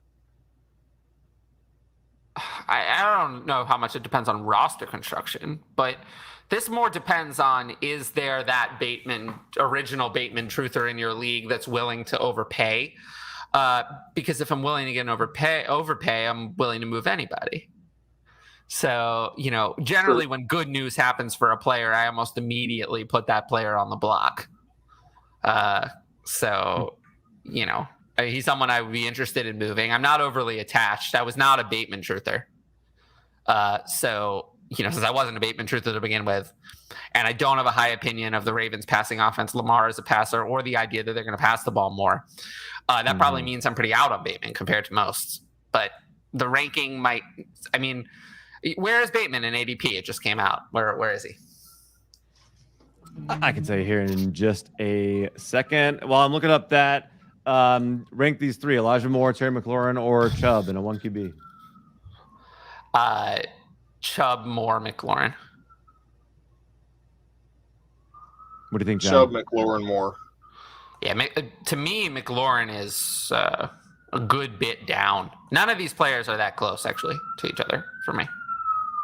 And Elijah Moore or Bateman is the question here. So Rashad Bateman is the wide receiver 22 in the new May ADP. Tyler, is that you getting you're about to get hauled away here or what? Probably. I live on like the most populated street in Manhattan, so that sounds about right. But Elijah Moore was wide receiver 24. Oh, I don't agree. I have Moore at wide receiver 21 and Bateman at 23, but I don't have them in the same tier. So, I don't agree. I'll take Elijah Moore, and I don't have it as close at all. So, yeah, that's my take. What do you think, John? Moore or Bateman? I think I would give Moore, as much as I like Bateman's situation as being the primary target there. I think I'm probably going to go with Moore because the offense is going to rely more on the pass than the Ravens will. So I'm going to give Moore the edge there by a small margin. Well, he's not the primary target. Mark Andrews is. Mark Andrews had 150 targets last year or something. Yeah, that could only increase. Mark Andrews is going to be the primary target. Bateman is going to be the secondary target. Most of those targets came from the backup. They came from but I don't think that Bateman is going to be targeted more than Andrews. This one doesn't make any sense. Amari Cooper this one for makes Bateman. No sense at all. Yeah, and Bateman's worth more than second. This offer would be interesting if the second were on the other side, but Bateman's worth more than Cooper. Amari Cooper's a hard fade for me. I'm totally uninterested. So Bateman easily. Oh, Amari Cooper is going the exact same, wide receiver 23, right behind Bateman. That's insane. Wow. I have Amari Cooper at wide receiver 35. So I'm just totally uninterested. All right, here we go. Would you rather? All right, Amari Cooper or Marquise Brown, John? Marquise Brown. Tyler? I have Marquise Brown higher than Bateman, so Marquise Brown. Okay. Amari Cooper or Jameson Williams? You're going the wrong way. I have Jameson Williams even higher. I'm going down ADP right now. So that's ridiculous. Jameson Williams should have higher ADP than Marquise Brown. Taking Jameson Williams there too. Yeah, you're going the opposite way. Jameson Williams is wide receiver 20 for me. Amari Cooper or Devonta Smith? Devonta Smith. I think we're getting close. I'd I'd probably take Cooper there.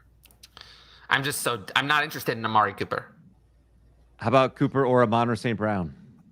I have Amon-Ra higher, so I'm just not interested in Cooper. Ooh. Cooper, that's not a question for me at all there. Okay, that's where we differ. Darnell Mooney, or Amari Cooper? Yeah, I still have Mooney higher than. I just have no interest in Amari Cooper at all. I don't get it. He was terrible. He was terrible in 2021. Absolutely awful. And is Deshaun Watson that much of an upgrade over Dak Prescott? Deshaun Watson, you may or may not have a suspension that could come at any time for any period of time, and then if he goes, you go to one of the worst quarterbacks. If it's Baker or Brissett, you go to one of the worst starting quarterbacks in the NFL. That suspension could come at any time. And he was horrible with Dak. Horrible in 2021. He was unusable, completely unusable. So why with Amari Cooper? What don't I see?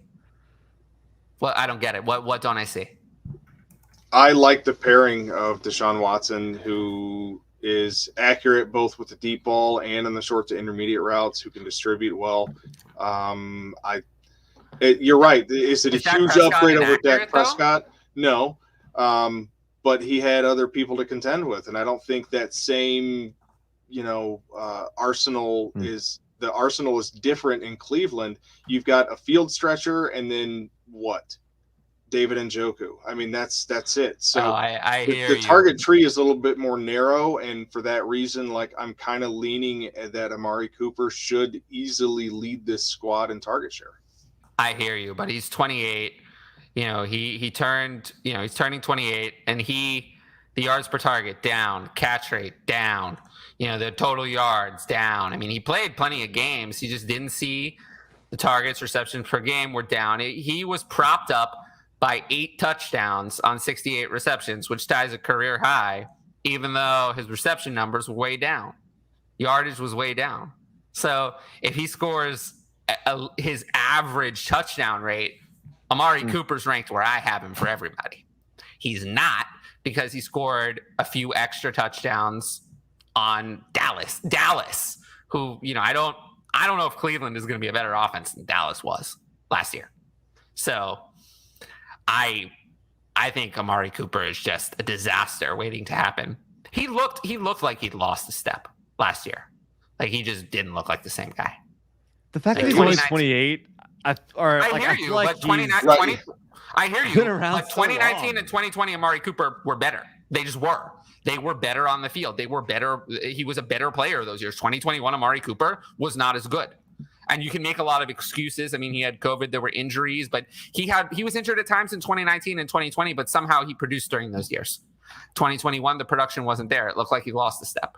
So, that's just the reality of what I saw. So I don't want a player who's going to a new team with a quarterback who may be suspended for who knows how long, who just turned 28, who looks like they lost a step. That player is just totally uninteresting to me. Yeah, the biggest thing there is the quarterback situation, because Amari Cooper with Jacoby Brissett, I'm not interested. Well, that would be a disaster, and that's coming. I mean, that's gonna happen. It's definitely going to happen. We just don't know the specifics, so it may not happen this year, but it's going to happen. But that value that he has implies that there's never going to be a suspension. Seriously, that value only makes sense. People who value him there are thinking that Deshaun Watson is playing every game. That's the only way that value makes any sense at all. Yeah, so just for that reason alone, that value is ridiculous.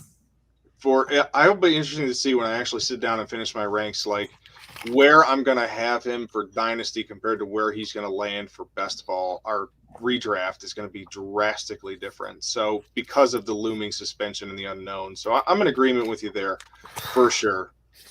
Even if I knew Deshaun Watson was going to play every game, I still don't think I would rank Amari Cooper as a top 20 redraft wide receiver. It'd be a lot closer, obviously. But yeah. You're right. If we knew that, yeah. So Schultz says he was offered Lance plus 402 for Hurts and 106. Pass, kept the Hurts side, and took Treylon Burks. That's a win. Yeah, you made the right choice. Yeah, I think that's too much to give. Adam traded the 111, 112, and 206 for Nick Chubb. How'd he do? You did okay, but I'm really not looking to trade into Nick Chubb. I mean, it's fine value-wise, but again, I wouldn't say trading into Nick Chubb is my goal. So, Yeah, I'm going to try to go a different way. But you bought a declining asset, ride it out now.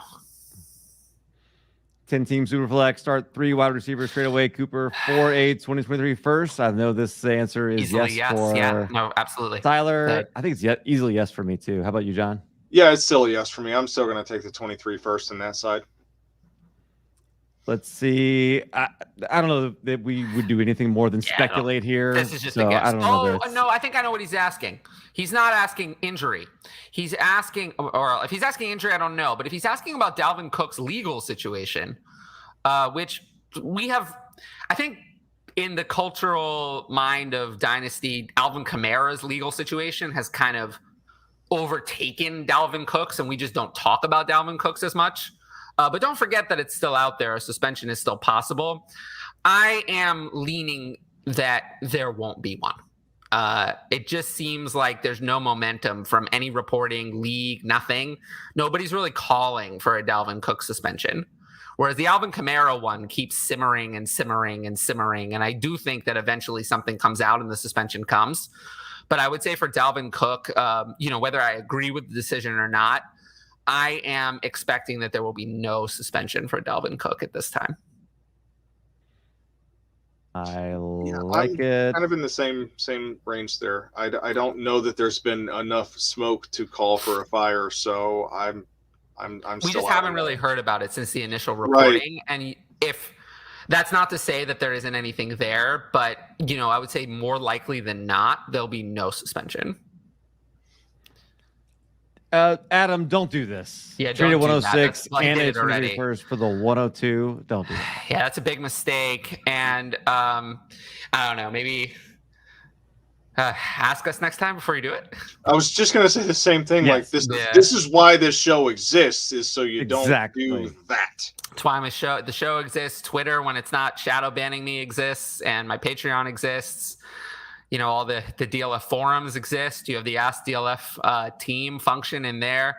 I'm not really active in there anymore, but you can get an answer from the team members. So you have a million ways to ask for advice before you do something. The DLF forums themselves, you can consult the community. So that's actually how I learned. I don't know how often I ever talk about this on here, but I did learn a lot on how to play Dynasty from just the regular DLF forum, not the Ask DLF one, but the one where you just talk to the community. It really helped me get a handle on Dynasty value. So even if you just chat in there, you'll learn over time. But yeah, you have all of those plus many more resources to prevent you from making bad trades like this one. I agree. All right, let's jump in here. This is more like what I would want to do here. Trade 206, 209, 212 for 105. Yeah, do that. That's a lot better. Yeah, that's steal. 12 teams for flags. What would you add to DJ Moore for Javonte Williams? Let's see. Maybe a late first. I'd say a late first is good. You know what is a feature? Oh, go ahead, John. I'm sorry. Go ahead. No, I was just going to agree. I think a late first is kind of in that wheelhouse for what it would take to make that transition. I recently discovered, I feel like every now and then I just learn like new features on dynastyfootball.com.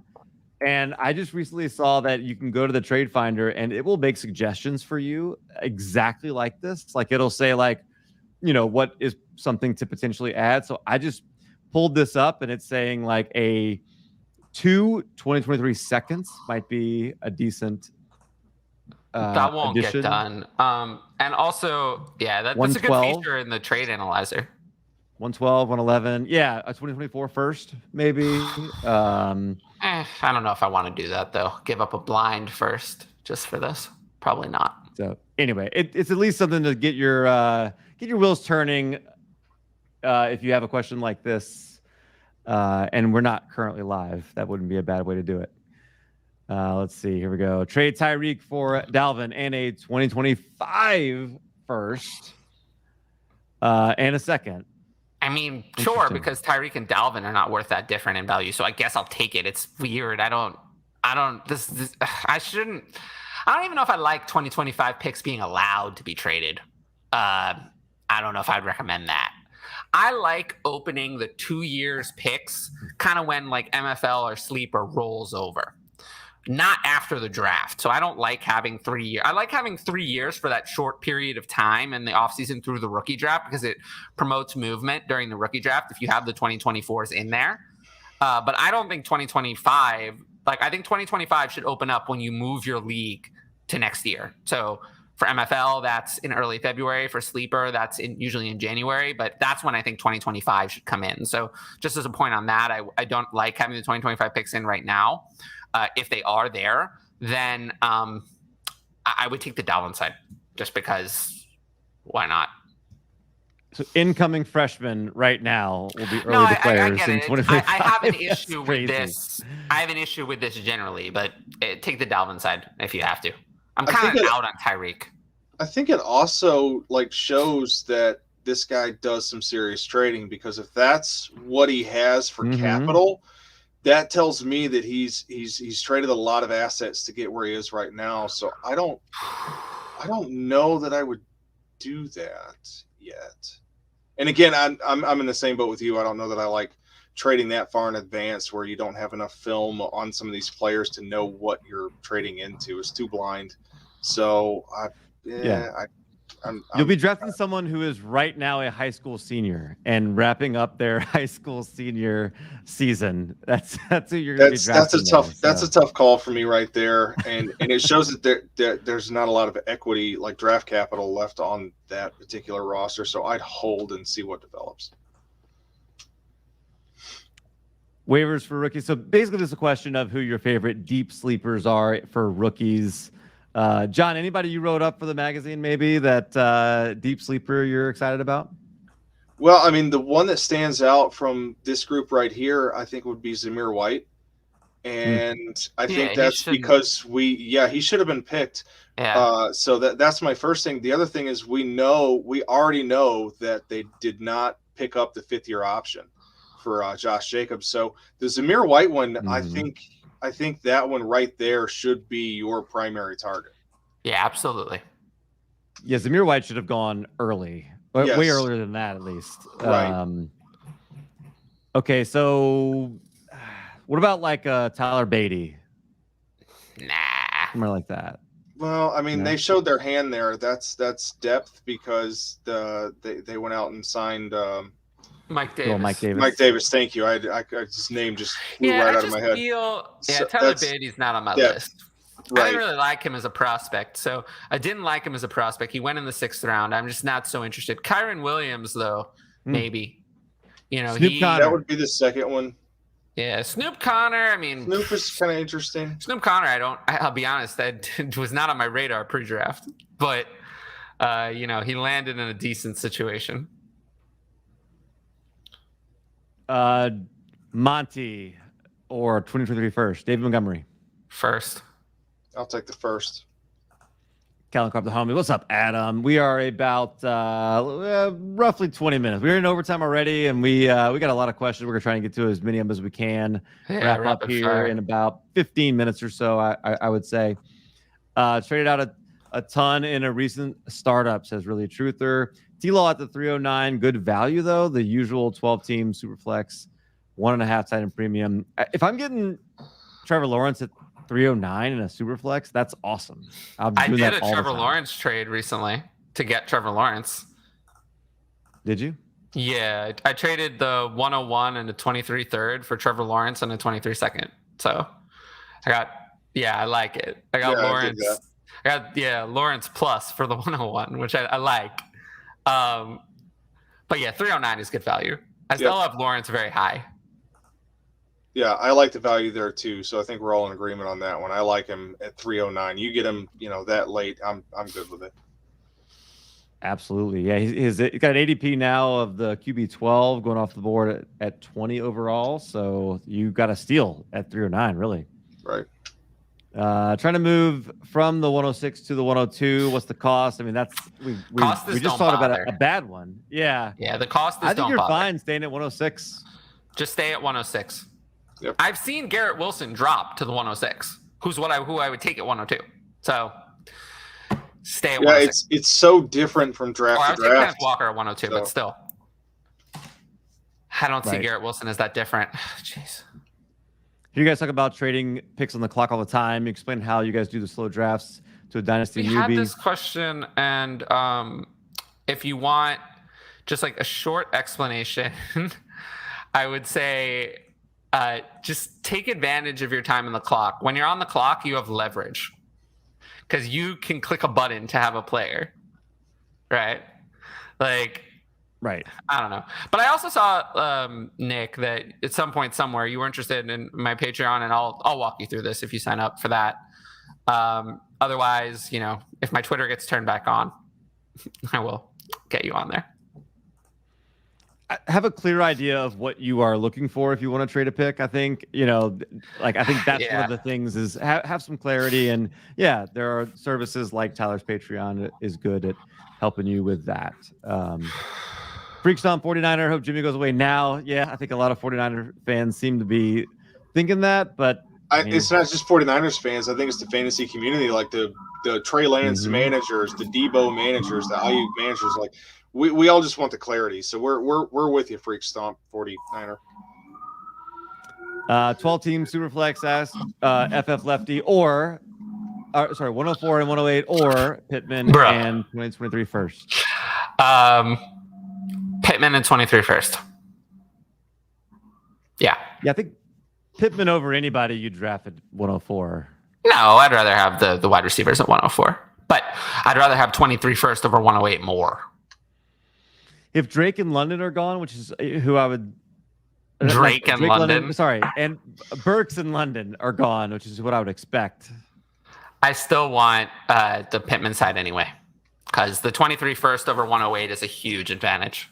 The 23 first is what would tip it that direction for me too. So it's not Pittman is not the enticing part here. It's the 23 first. I'm with it. Bell or Jahan Dotson. Bell has a great production profile, but I'll stick with the draft capital and take Jahan Dotson. I was going to say Dotson too, so I'm with you on that one. I've been liking Jahan Dotson, somebody I feel like I've just been taking at the very end of round one, and people don't seem to like him. And I did that 112 in that Trade Addicts League as well. So he also joined my team.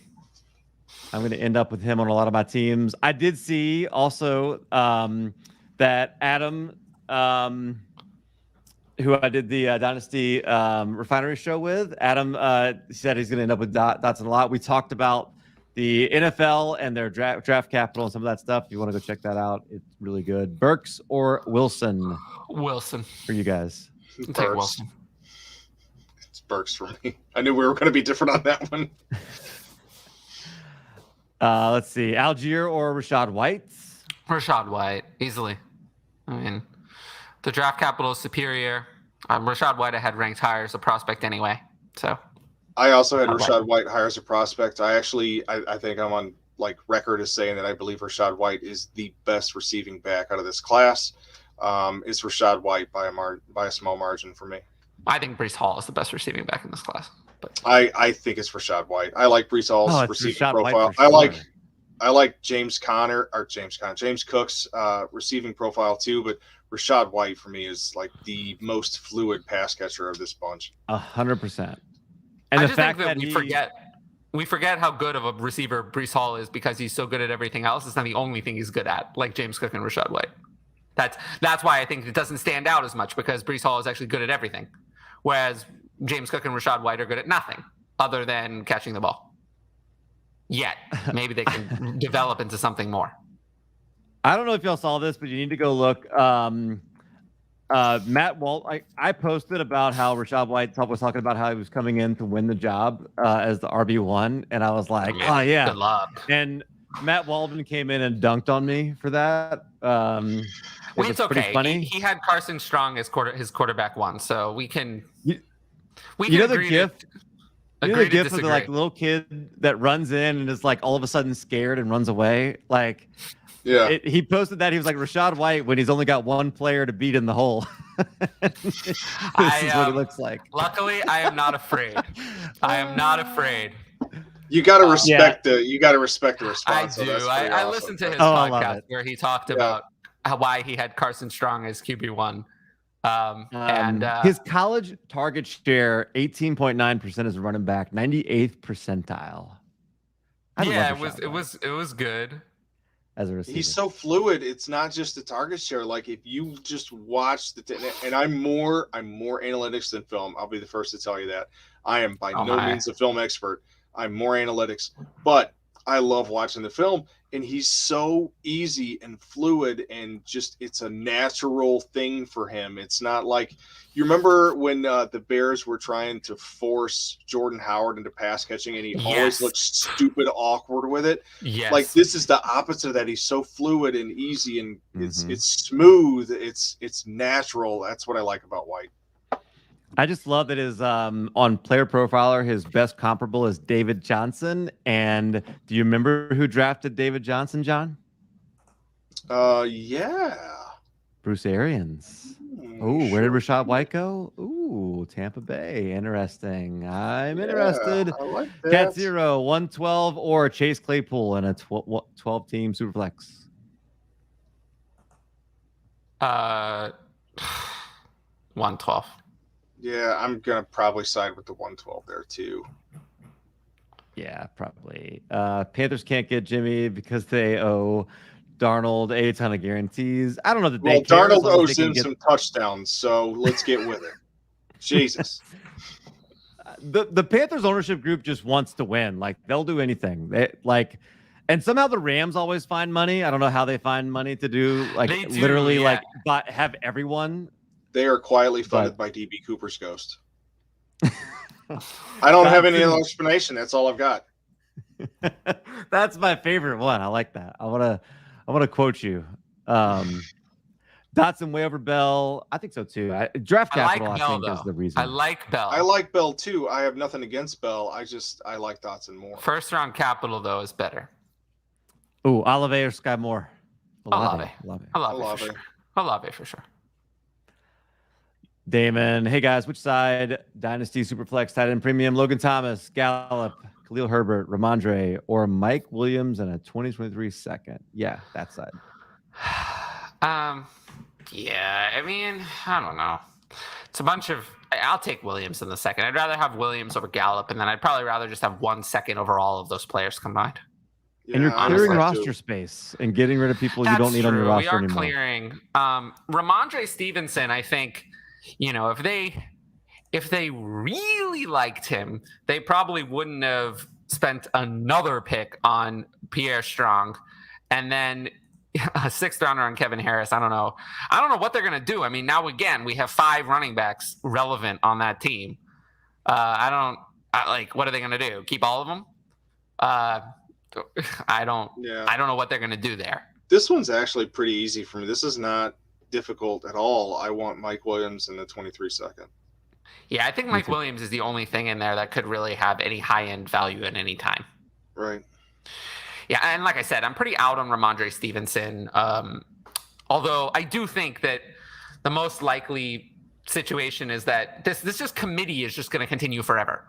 Like Ramondre Stevenson they're obviously going to let Damian Harris walk. They're not planning to retain him. No.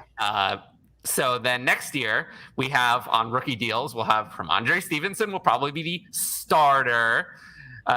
Pierre Strong will be the backup. And then, everybody just moves up. Like if you've got him in a line, Damian Harris moves out, Ramondre moves up, and then Pierre Strong moves up to Ramondre's spot. And then train just keeps going. You have Kevin Harris and James White. I don't know what they're going to do, but I guess this is probably just another avoid for me.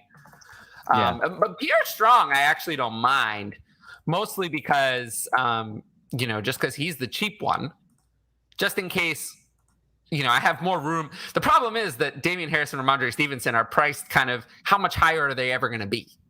Whereas Pierre Strong is the one who has room to grow if he's the one that gets, more playing time. Nicholas, who would be the better fantasy player in Dynasty by next year, Kith Walker or Garrett Wilson? I that's asking a lot there. It depends on how they deploy Kenneth Walker. Like if Rashad Penny is healthy and they just split time all season, it could be Walker for next year. But long term is Garrett Wilson. Yeah, long term it's Garrett Wilson for sure. But for next year, it kind of depends on how the cards play out. But I would. My gut is telling me it's probably going to be Kenneth Walker for next year. Just single year.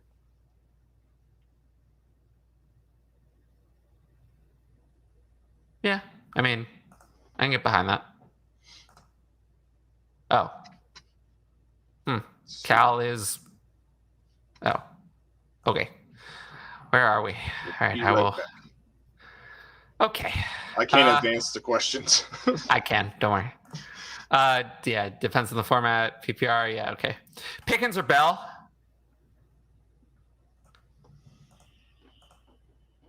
Pickens. You want Pickens? I also have Pickens. I kind of like. I don't know about you, but I kind of like Pickens. I do too. I think there's some refinement there that can happen, and he's one of those guys that I'd be excited to see some of that happen. So yeah, I do like Pickens. I definitely have some concerns about his attitude or whatever those concerns were.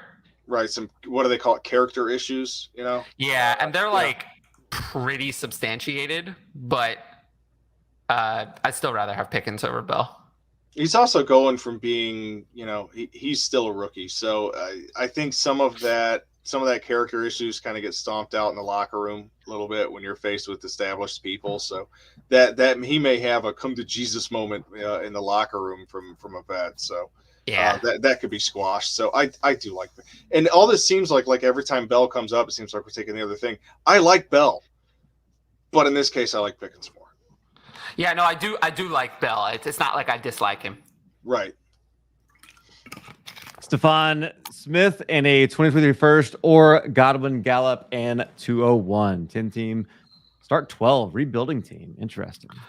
Let's see. So Devonta Smith and a 2023 first. Yeah. I feel like he's got 323 firsts in the middle of a rebuild. Yeah, in a 10 I team feel like I don't know. 10 team. So I don't. You almost want to swing for the.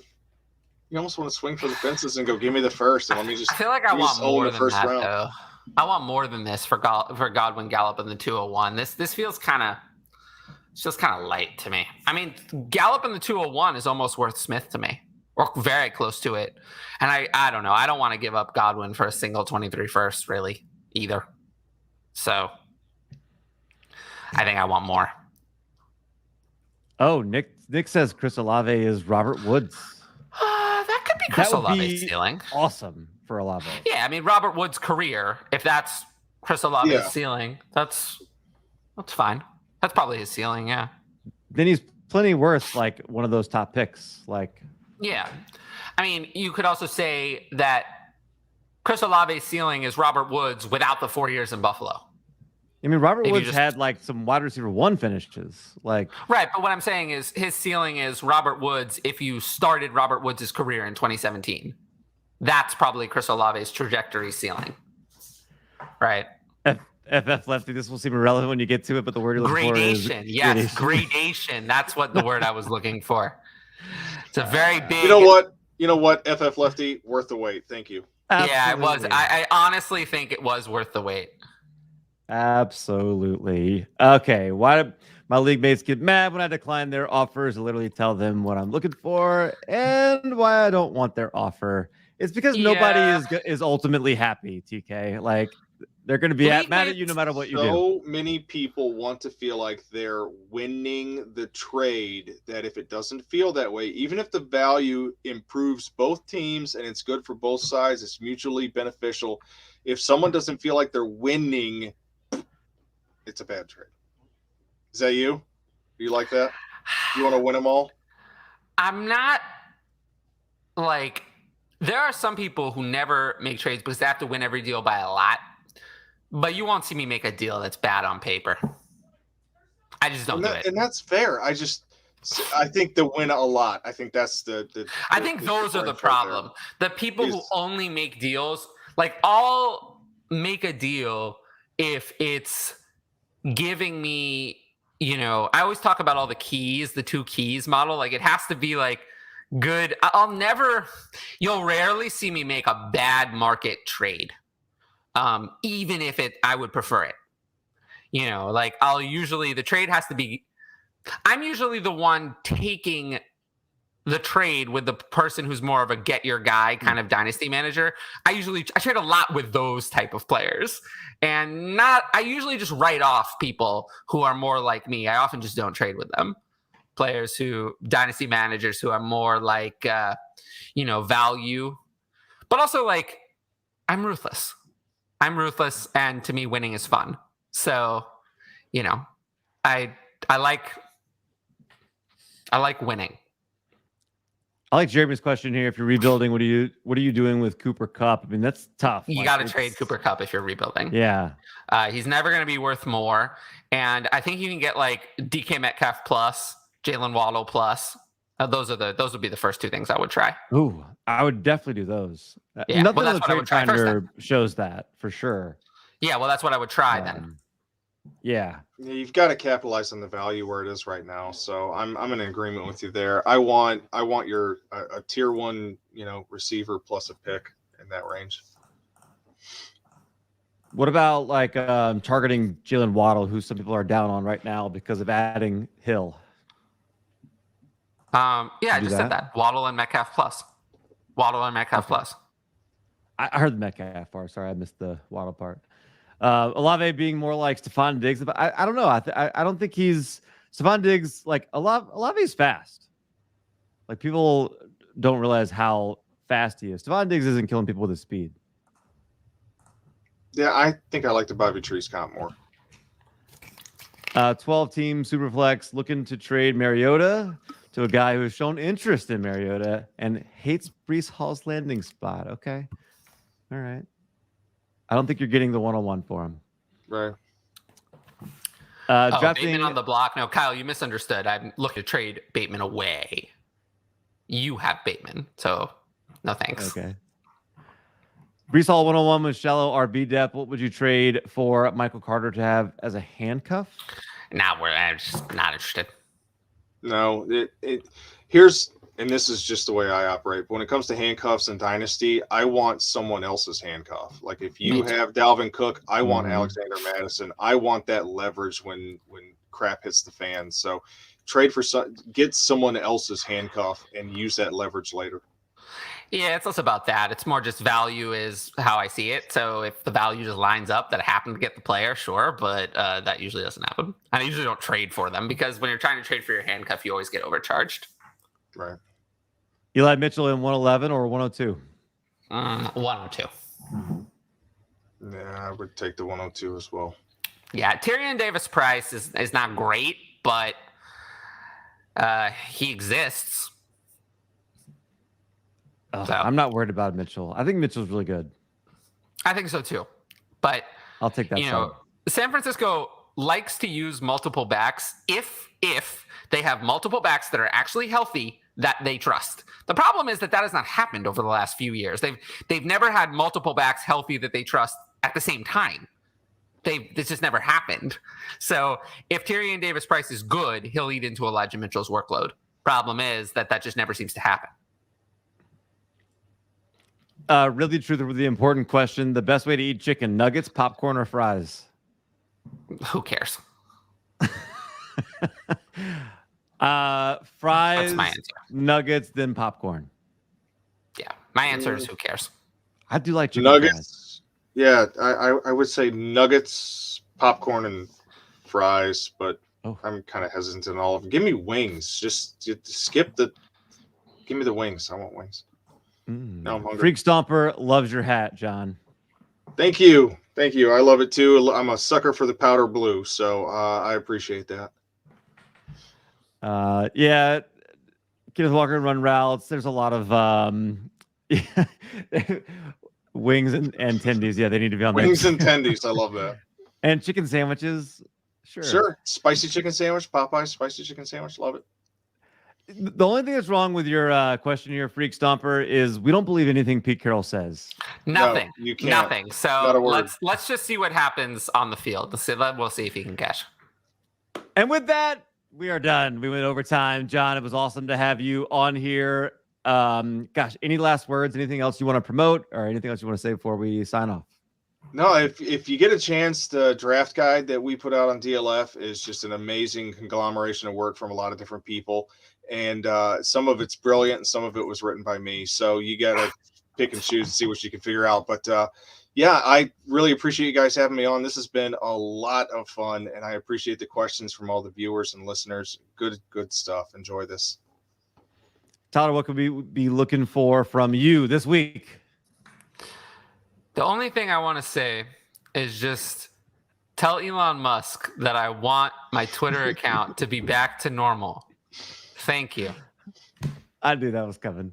All right, with that, we will sign off. Thank you guys for tuning in, and we